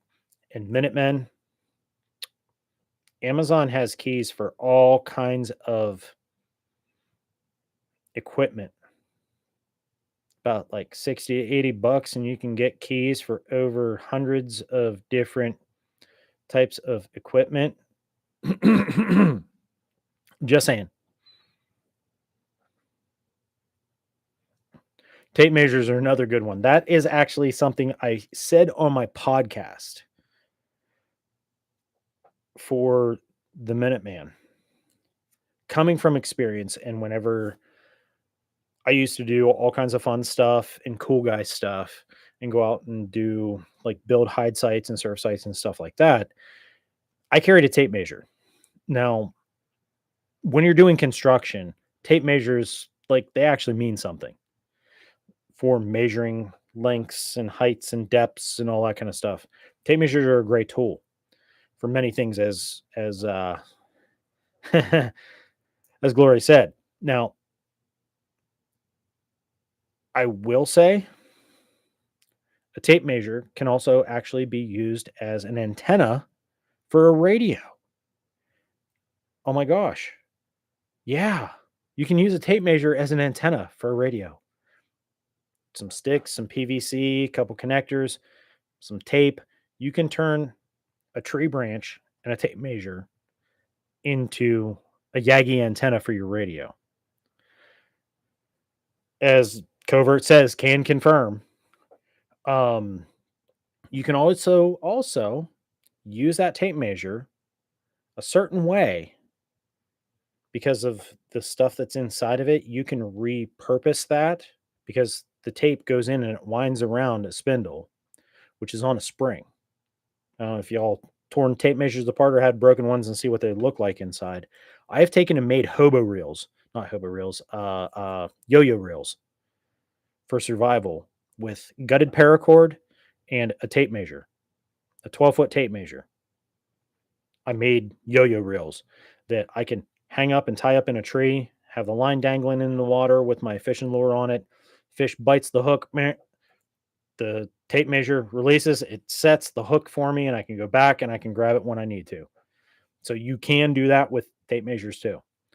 There's a plethora. I mean, use your mind brain, right? I'm always saying use your mind brain, learn new skills. We're talking about new skills and using that mind brain tonight.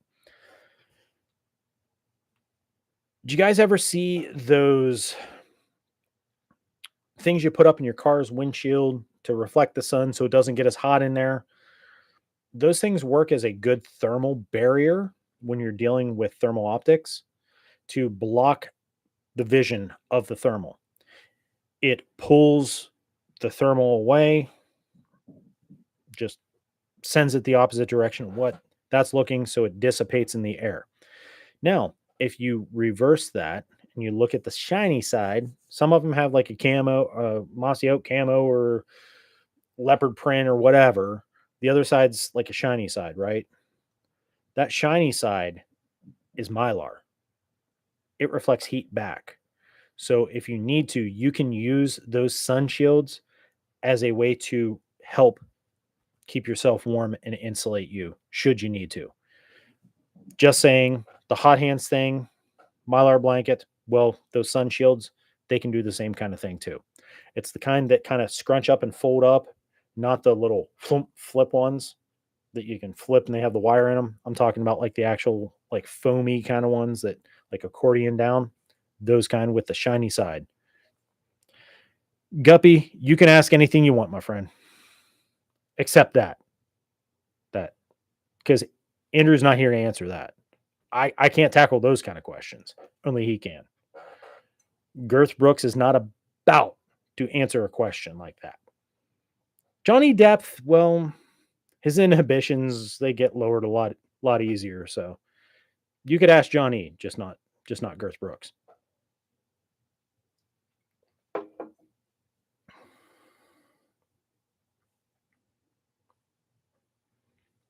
Okay, Guppy, on your Google phone, it's an Android platform.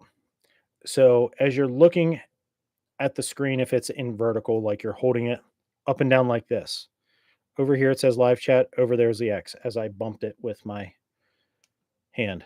But over here's the X. If you hit that X, it brings you up right here. Over here is the like button. You can hit that and then you can hit the live chat and come right back.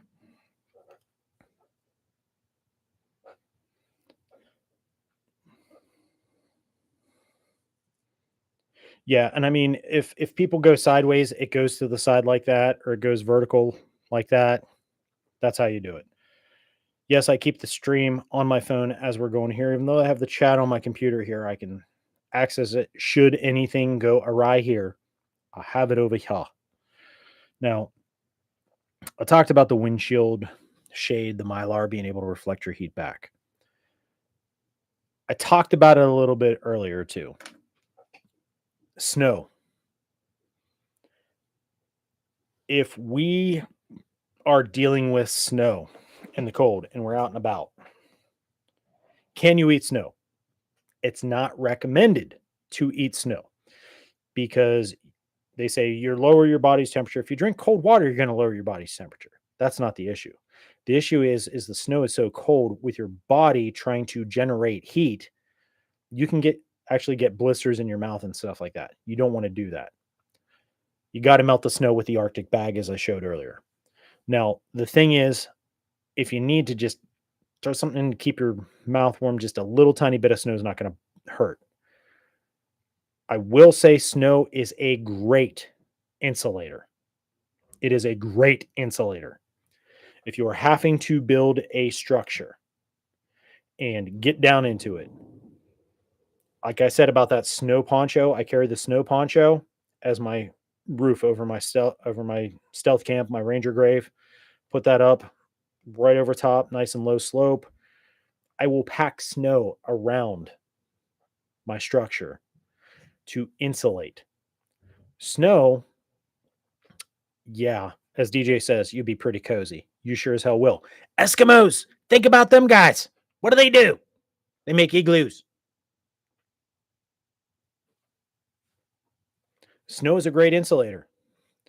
If you are in a structure and it's cold and you're getting drafts, pack snow where those drafts are coming through and it kills the draft from coming in.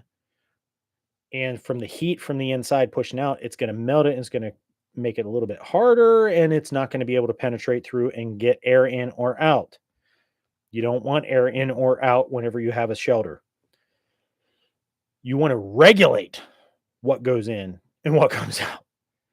Now, with that being said, the snow being an insulator, what I personally like to do, coming from the Arctic guy and the winter weather guy that lives up in the freaking mountains, when I'm doing a structure to stay for the night and I'm going to be there overnight easy, potentially I could be there for a couple days. It's going to be like a base camp or something like that. I will pack snow all around that thing and I will put snow over top. I can use pine boughs interlocking over top to create, some type of a truss for my poncho to go over. Now I can use like the green foliage from the evergreens to lay on top so no sticks are poking through my tarps or my poncho. But I will say, I got to put that snow over top of that poncho here and there. It will help to not just keep my heat in, but I have found through doing stuff and practicing and actually going out and doing things that if I do that, whenever there's thermal around, it's not seeing where I am. My boys did not do that. I did that. My spot looked just like nothing was there. Theirs stood out like a freaking sore thumb. They did not do anything like what I did. Mine was like totally like, ugh. I was invisible. Just saying. From the thermal monocular, they could not see me. When they took the drone up and they looked over top, they could not see me. They could see their bed where they were bedded, but they could not see me where I was bedded. Food for thought. Food for thought. I am the king of the grim and frostbitten kingdom. I love it.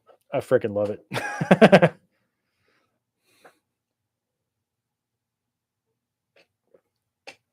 I got a little more left. A little more left. I think I can get a second pour out of this. Doing the ACR pour. There, we got a little bit left.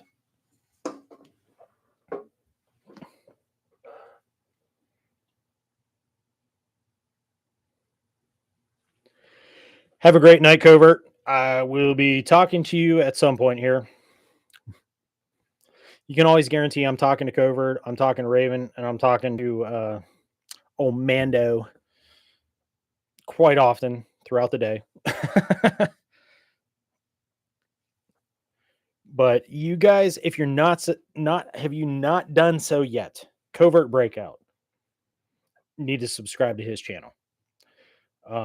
He has got an amazing radio basics video out right now. And it's, if you want to start getting into radio, he's telling you the basics of getting into radio. He kind of addresses the gatekeepers and the sad hams out there, and he breaks it down for the everyman. I'm hoping that when one of these days, whenever we get together, we can come together and I can do it from an everyman perspective and he can talk to you from the actual technical aspects of things. I can redneck it for you and he can technical for you. Okay. Pat makes a good point about re-zeroing during cold months. That was going to end up being the last thing I talked about here on my notes. I do have another thing to add in before I get to that. But make sure you're subscribed to Covert Breakout. Make sure you are hitting the bell for all notifications for anybody you're subscribed to. I will say, between Josiah, Covert Breakout, myself, and Well Done Homestead, you guys haven't seen him on here. Well Done Homestead, Tim is a great friend of mine and Covert Breakouts. Love him like a brother. He is one of our boys. He lives close to Covert. Those guys spend a lot of time together. I spend less time with them, but we talk a lot. We've trained a lot. I mean, we've done a lot over the years together. So find Well Done Homestead and check him out. He does awesome stuff. You will see on his channel us getting together. You might see me over on Well Done Homestead. You might see those guys here on this channel. So that's why I say check them out, and you're gonna see us combining forces. 5 small little lion bots combined to make a big Voltron. You're gonna see that.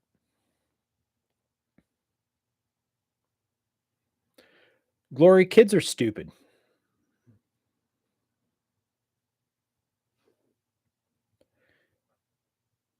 Guppy, the regular Mylar blankets weren't thick enough. They actually started retaining the heat and they would exude the heat. Um, like they're reflecting it back, but they also hold the heat and show it. The ones that have like a foam core in between, or the heavier duty survival blankets you see on Amazon for like 25 bucks, those things actually don't let the heat come out the other side. Same with those heat shields for in your windshield, your car, the sunshades or whatever. They don't allow the heat to come off the other side. So keep that in mind. They will retain your heat and not let out for a while, but then they end up holding it for a decent amount of time. Yeah, Robert, that's what I was trying to get at with the tool section of things. Having stuff that has multiple uses, like I said, multi-tool, an e-tool, a hand axe, a hand saw, like the little fold out little hand saws. Those things are great tools to have. Uh, uh, Anything that has multiple uses, great to go for, to carry for different things, for bushcraft, for um, building structures and stuff. If you're a Minuteman, if you're a prepared citizen, you're trying to do something to GTFO of a situation, having those multiple use tools are amazing. Trust me.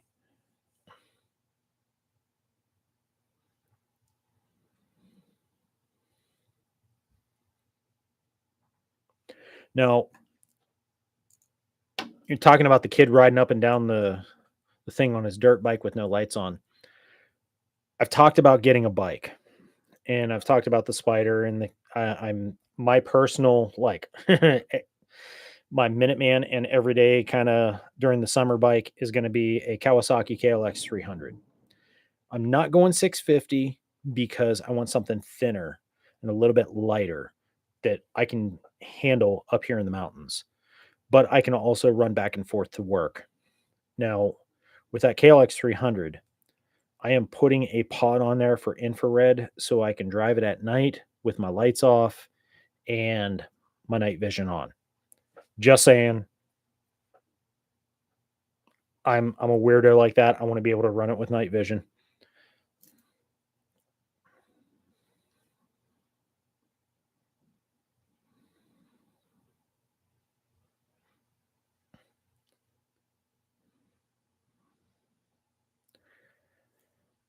Fencing pliers. I carry lineman's pliers, like electrical lineman's pliers, because I've used them for decades and I can do all kinds of cool shit with lineman's pliers. Um, we've made pipes out of them for smoking tobacco and stuff. We've done all kinds of cool shit with lineman's pliers, but I carry the lineman's pliers. I understand the fencing pliers. Those are great because they have the hook on the back for pulling and doing and the hammer type thing. Yeah, I love those. Um, they're great. I there's a ton of multi-use things out there that if you have any kind of experience utilizing different tools, you can understand. Like if I'm going for a screwdriver, yeah, your regular straight up screwdrivers work great. The different lengths, for the shanks on them and different sizes of Phillips and standard, awesome. Torx, square drive, whatever. There's something to be said about like a Klein, like 11 and 1. Those are an amazing tool to have in your toolbox at home and in your vehicle. I'm just saying, they're awesome to have. Um,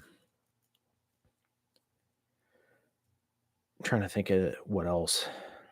I always carry a set of bolt cutters in my truck. I also have a set of bolt cutters on my kit. I carry a crowbar in my truck, carry a crowbar for my kit. Some dude on one of my videos here, when I threw together an assault bag, assault pack, when I was doing Warrior Collective, Reaper said, okay, here's the situation. You have to do an urban assault up in town here. You have to go in and you have to bake a pizza in the pizzeria up there and get in, get out. But you have to get in and secure all the stuff, make the pizza, and get out. Well, me like a dummy, I didn't put any context to the video. I said, okay, here's the thing in case, and blah blah blah, and I went on, whatever. Well, long story short, I had a crowbar on there, and some dude like lit me up because I had a crowbar secured to my pack with the hook to the back, and he's like, dude, if you fall, you're gonna get impaled by that. I'm like, how? It's like on my backpack, it's facing away from me and it's secured in its spot. I'm not, it's the hook is away from me. Like, I don't get it. So, but trolls are gonna troll. I get that. But I don't understand, like, why are you gonna like crowbars are a great tool. They're a great choice to have with you if you need to gain access, if you need to do different types of work. A crowbar, it can be duplicated, but not as well. Yeah, two big wrenches, two big crescent wrenches, you can, or box end wrenches, you can snap a padlock. Um,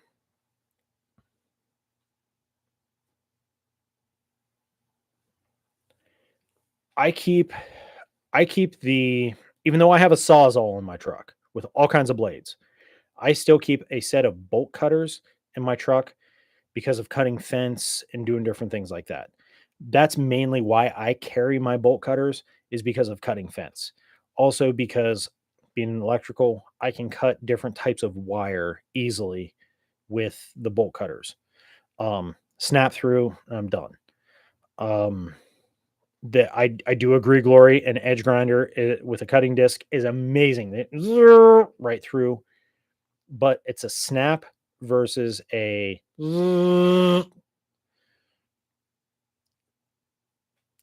it depends on your AO. It depends on what you're doing. Fisker's tree saw. Oh yeah. Oh yeah.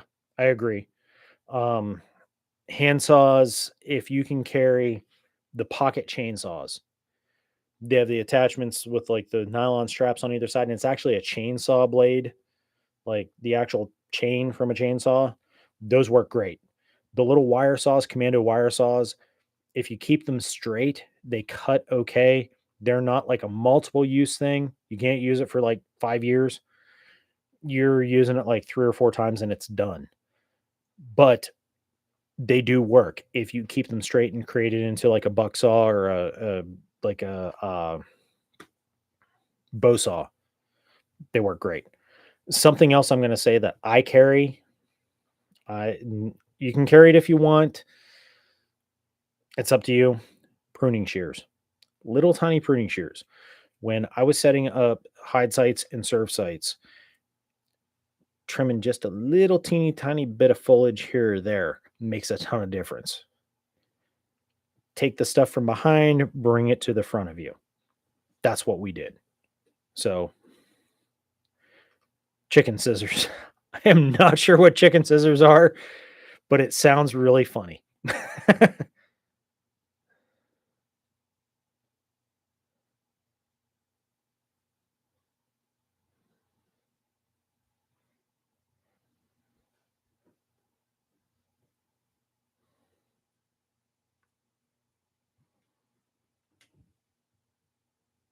Okay.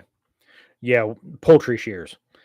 That's what I was thinking. I was like, chicken scissors. Why does that like it was Glory. It was the hamster was on the wheel and he was like trying to wake up when it came to that.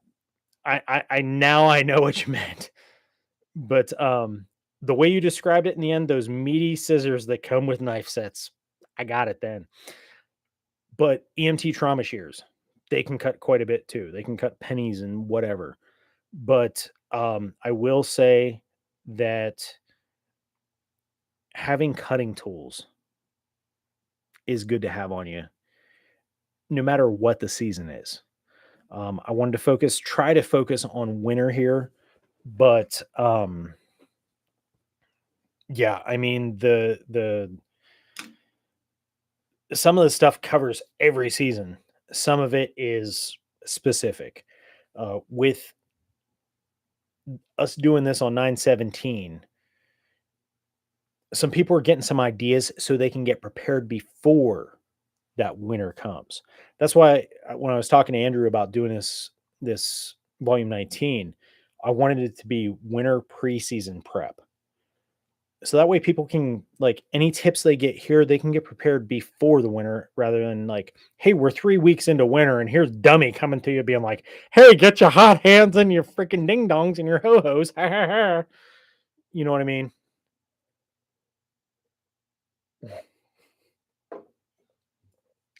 I think that was not a fart. If it had lumps in it or it had liquid, it was not. Welcome back, sister. This is going to be a replay crew episode for quite a few folks. Hey, Sassy, good to see ya. Welcomes.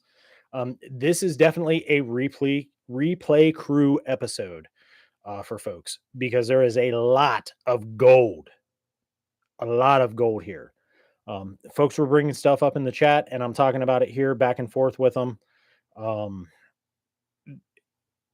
Yes, even though I had to carry the weight by myself because Andrew got tied up, he got caught up.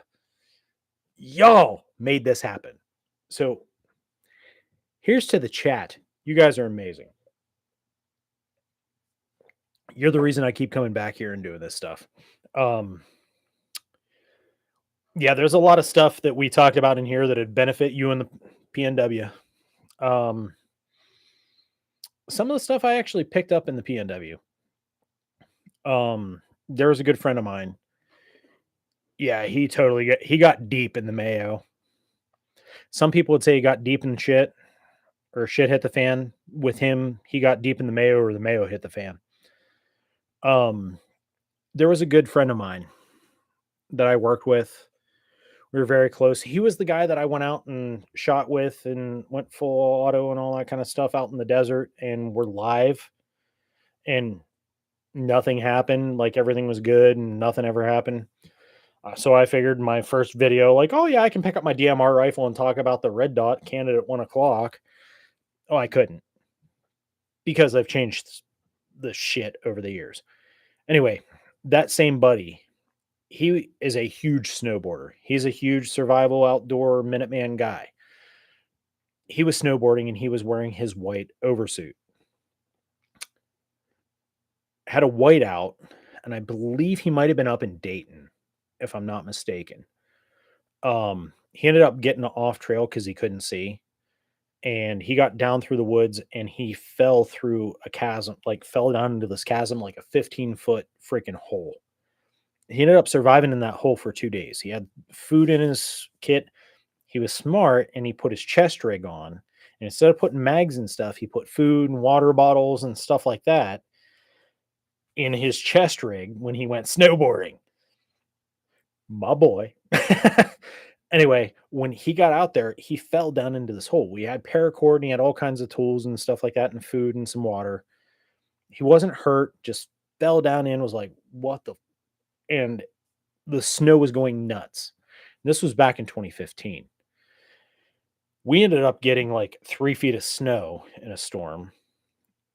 Y'all got hit with some really crappy stuff up there too. Well, yeah. I had bratwurst for dinner and mixed with that IPA. It's excuse me. Any weasel. He fell down into this hole and it was like 15 feet. He couldn't like climb out. It took him some time to get up out of there. So what he did, thank you, nice bush. That was terrible. That was honestly not a nice bush for me. That was terrible. I burp like freaking Booger from Revenge of the Nerds. Like I can just bleh, and my youngest is just like me. She can do the same thing. It's not Lady like the Burb, but that's my girl. Anyway, um, he ended up taking and digging handholds and footholds to create like a ladder to get up out. He had a snowboard, and he's got a very expensive snowboard because he is a snowboarder. Well, he ended up climbing up and had paracord, so then he pulled his board back up out. Hey, everything's clear, everything's good. It's not night, it's not a whiteout in a blizzard anymore. I can see where I need to go. Found his way back to the trail, got back on the trail, skied back down to the lodge. He got back into the lodge. Search and rescue never found him. They were looking for him.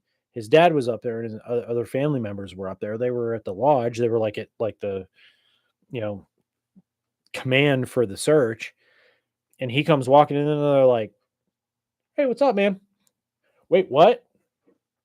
He walked into the freaking command center for the search and rescue looking for him like 2 days after he like disappeared.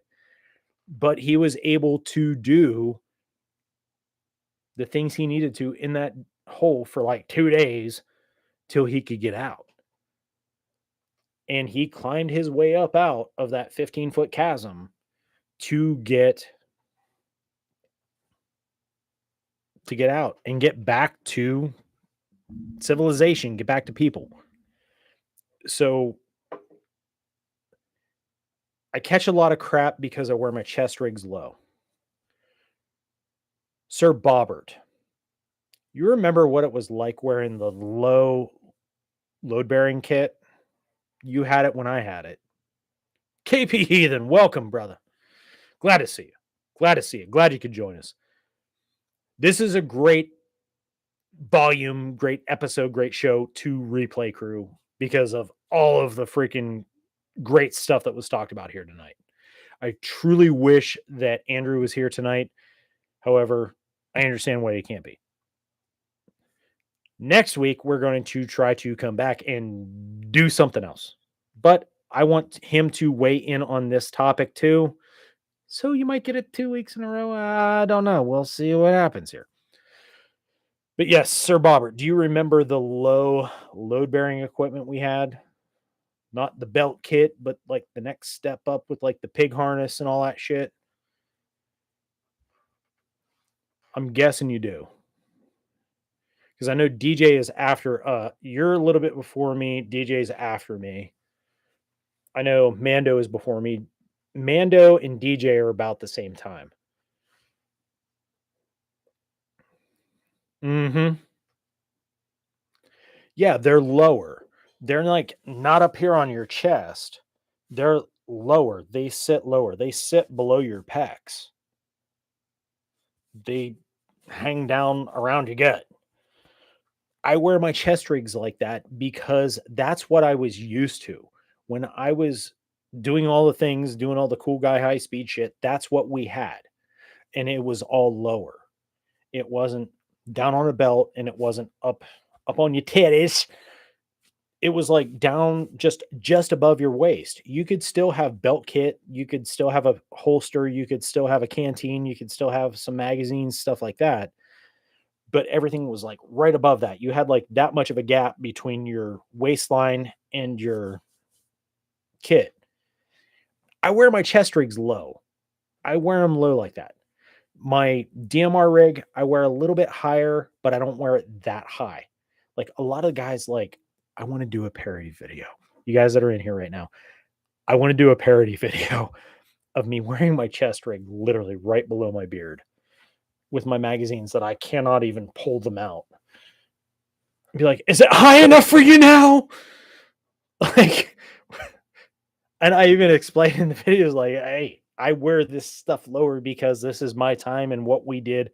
This is what I trained to back in the day. One of our things was we trained with that stuff lower, and we liked it lower because it keeps your arms free and clear in case you are pulling knives and getting into hand to hand. You can do all that shit. Yeah, pull them out. Here, let me mag toss you. Throw a mag over to DJ.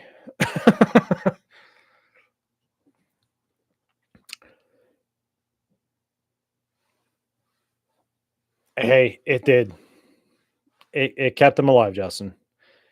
And I have a hilarious story about teeth and a G string, but I am not going to tell it unless Andrew is here because I want to see his face. I think it hit the key of C. It was like a C sharp. I will tell that story sometime, but only whenever Andrew is here because I want to see his face.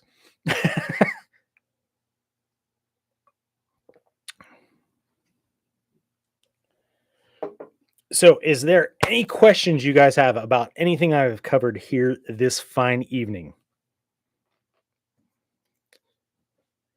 Let me make sure I got everything I got on my notes here. Bag. Oh yeah, and I think the final tip I had was don't eat yellow snow. That was it.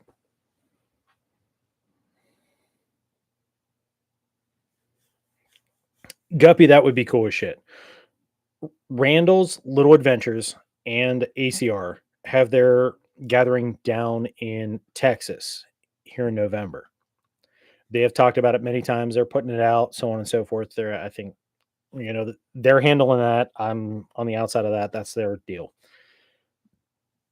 My neighbor, Grit and Grace, and I will be trying to get together here probably next month to just hang out and kind of like kick it and have the families get together and stuff. Because she's about 45 away from me. We're gonna try and get together.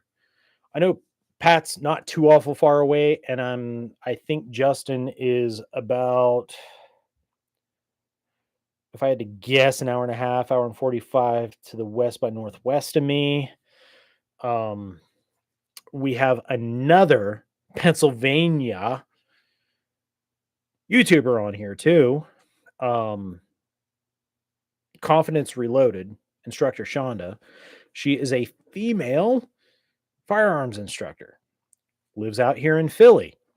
She is also here in PA. So remember when the Tactic Cat came in here and I was loving all over her? Yeah, I found one of her hairs floating up past my face. But anyway, I do have that. I do have that as my last thing here, Pat. But Shonda's here in Philly. I'd love to be able to get everybody in this area together up here. I don't know if mainly or any of those guys like Aqua Donkey isn't that far away. He's just out here in Ohio. I know Jay the Modern Minuteman's only a couple hours away from me over here in Ohio. Maybe we get everybody together up in this area, and ACR and Randall get everybody together down in the southern. Maybe Demo Man Don can get people together down in the Florida. If we can even just regionalize it or whatever. But I have talked about this, that I do want to get some type of a news group together on an app, that anybody that wants to join said news group with intelligence, whatnot, can join this app and get said intelligence and so on and so forth. If y'all want, I can create a BS chat so everybody can just constantly be like to each other. But the news stuff is just so you get time and temperatures of what's going on real time. Now, as it would be, logistics, email me. tinman.tactical.apparel@gmail.com. It's right here on my channel, right in the channel description with the YouTubes, the Spotify's, all that. It's all there. Every way to get a hold of me with Tin Man is right there. Super easy. I made it as easy as I could possibly make it for anyone right there. But like I said, Grit and Grace and I are going to get together here at some point, hopefully here in October. Get together, get the families together, hang out, whatever. But then we would like to potentially maybe have a Northeast gathering of the guild. So we'll see. We'll see what happens. Um,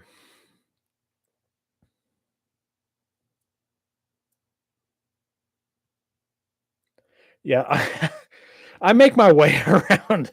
I make my way around on the YouTubes and in off the YouTubes. Um, Now, one thing I wanted to bring up in closing because you're about like an hour drive from my cousin DJ. Literally, my cousin, he lives like about an hour from you. But it's like, hey, if y'all ever end up in PA, Western PA, out by Pittsburgh-ish area, Pittsburgh-ish, because I'm in the mountains to the east. Hey, you got a friend here. You got a friend here. But the thing I wanted to bring up last is making sure your stuff is zeroed. Making sure you are taking and checking that zero when it's cold because it varies from hot to cold. Hunters, they always try and zero their stuff in before hunting season for a reason. Because temperature drops, your zero can shift. Even with red dots, it doesn't do it with irons. I hear you there, freaking tactical Todd. I know you're there. Irons don't shift, you ass nut. But your scopes, your red dots, stuff like that, make sure you are zeroing those in cold weather too. Or you have what's called a dead zero. Then you're probably okay. When I buy my stuff, I make sure it has what is a dead zero. When it's zero, it is zero. It is locked. It is not shifting. Doesn't matter what time, temperature, time zone you're in, what elevation, nothing. Justin, great to see you. Thanks for coming out, man. Appreciate you. And Justin, send me that email. It's right here on my page. Send me that email so I can get you those links we were talking about before. So make sure. And Pat makes a good point. Your external ballistics do change because your barrel's colder than your cold bore shot. It will change. So you got to know all that stuff. And personally, being a DM, I do have two set. I'm full disclosure. I do have two separate dope cards. I have one for fair weather and one for cold weather. When it's cold weather, I know what my holds have to be because I have done the calculations and filled out my dope card for my shooting.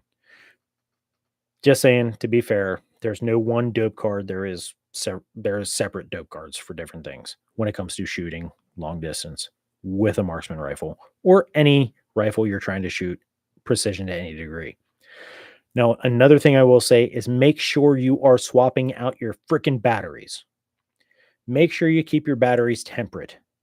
Make sure you are taking care of your equipment and keeping all your batteries topped off and charged and fresh and all that kind of stuff because the cold tends to suck the life out of batteries faster than temperate weather. Another thing, those hot hands I talked about, they can help you if you do, for some reason, have something freeze up. You can rubber band or temporarily paracord or something, hot hands to an optic, a flashlight, a laser des, whatever you got to warm up because it's frozen. It does work.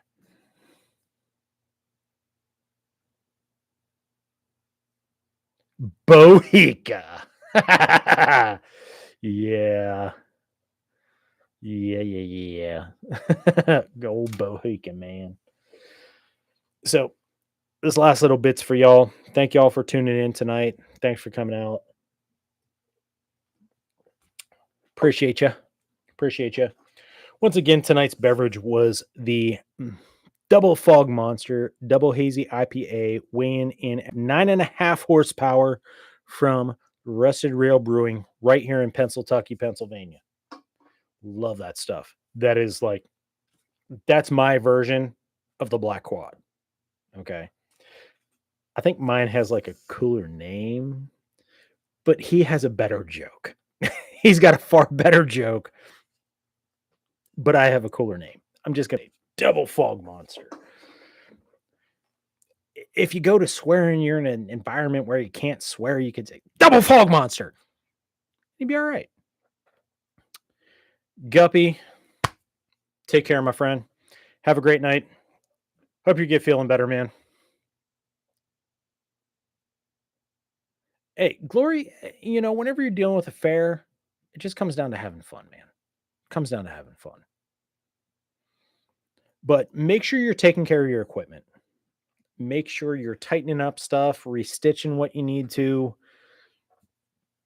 putting some type of wax or something on your zippers, keeping those taken care of, making sure all your stuff's high and tight for the cold because cold sucks. And if you have the opportunity to do so, they have these snow brushes. Some folks don't have to deal with snow like I do, but dealing with snow, I have found that these type of brushes are far superior to any on the planet. Rain-X, they have a snow brush. Press a button, extend it. I have a Silverado. Okay. I can extend it and reach the whole way across my windshield to the passenger side from the driver's side to clear snow. Mind you, this same snow brush, where the brush is, where it's like in line, yeah, like this is the brush in line, you can press a button and turn it so it's like that. So you can push it off the other side from like the roof or like on the back on the canopy or the tonneau cover. Yeah. Over the hood. Oh my gosh. The other side's got the scraper so you can get in there, and it's got the ice chisel on the other side for getting through thick stuff. But being able to flip that brush sideways and telescope it out so you can, yeah, amazing. Amazing. Mostly benefits me when I go out in the morning to leave for work. And a lot of times I go out and clean it before I go to bed. But then I end up having to clean a little bit when I go out in the morning to get ready to go. But I clean the majority off after or before I go to bed, clean the rest of it in the morning. Well, then when I get to work, it sits all damn day. Then I got to clean it off to be able to come home. So rather than remote starting and doing all that crap and wasting gas, I go out there and I clean the living crap out of it. That brush for 4 years now, it has been my saving grace in the winter. All of our vehicles have them now. Even my Jeep that just sits there has one of those damn brushes in it. When I sell that Jeep, I'm taking the brush out. It's my brush. DJ, before you came in, I was talking about the e-tools, keeping an e-tool in your vehicle. Um, Snow shovels, they vary in size and whatnot, but an e-tool, they're tried and true. Granted, you don't get as much volume per scoop, but an e-tool will work amazing for getting stuff out of the way should you need to dig out anything. Whether it's mud or slop or slush or whatever, or you need to fill sandbags or you need to build a freaking ranger grave or whatever, e-tools are the way. That's what I carry.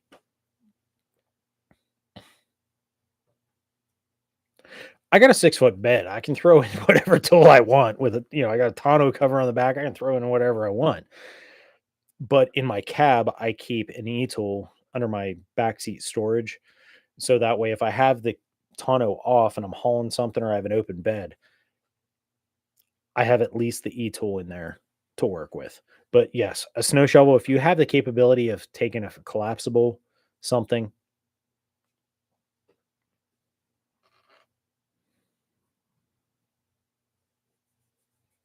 yep, snow shovels are amazing. Cat litter is another great thing to have in the winter. And if you don't have a cat, having some clay, regular freaking kitty litter, great. Great. So, guys, we are at 9:15 here. on 9/17/25.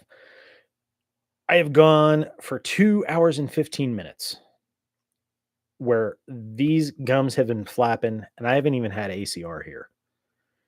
Wow. Wow. I can't believe I did it.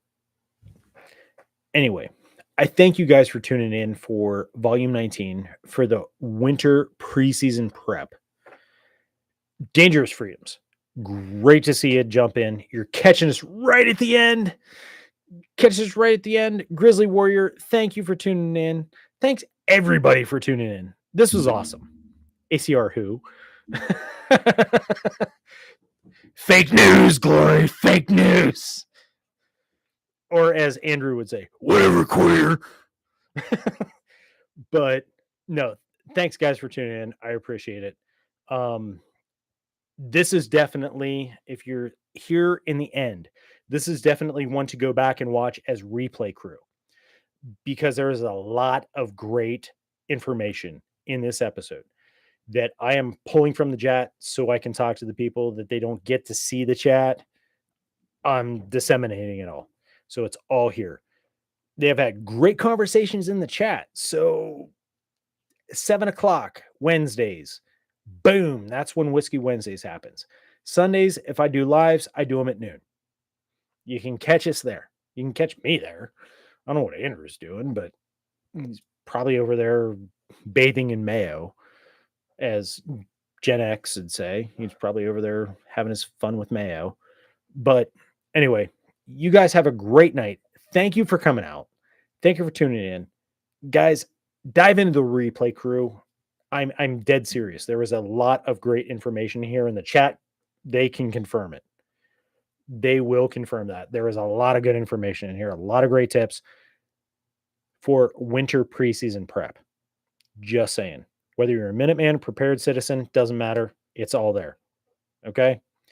You guys have a blessed night. Stay safe. Don't eat the yellow snow. Make sure you're taking care of your stuff. Take care of yourself. Take care of your loved ones. And yeah, guys, until next time, battle out.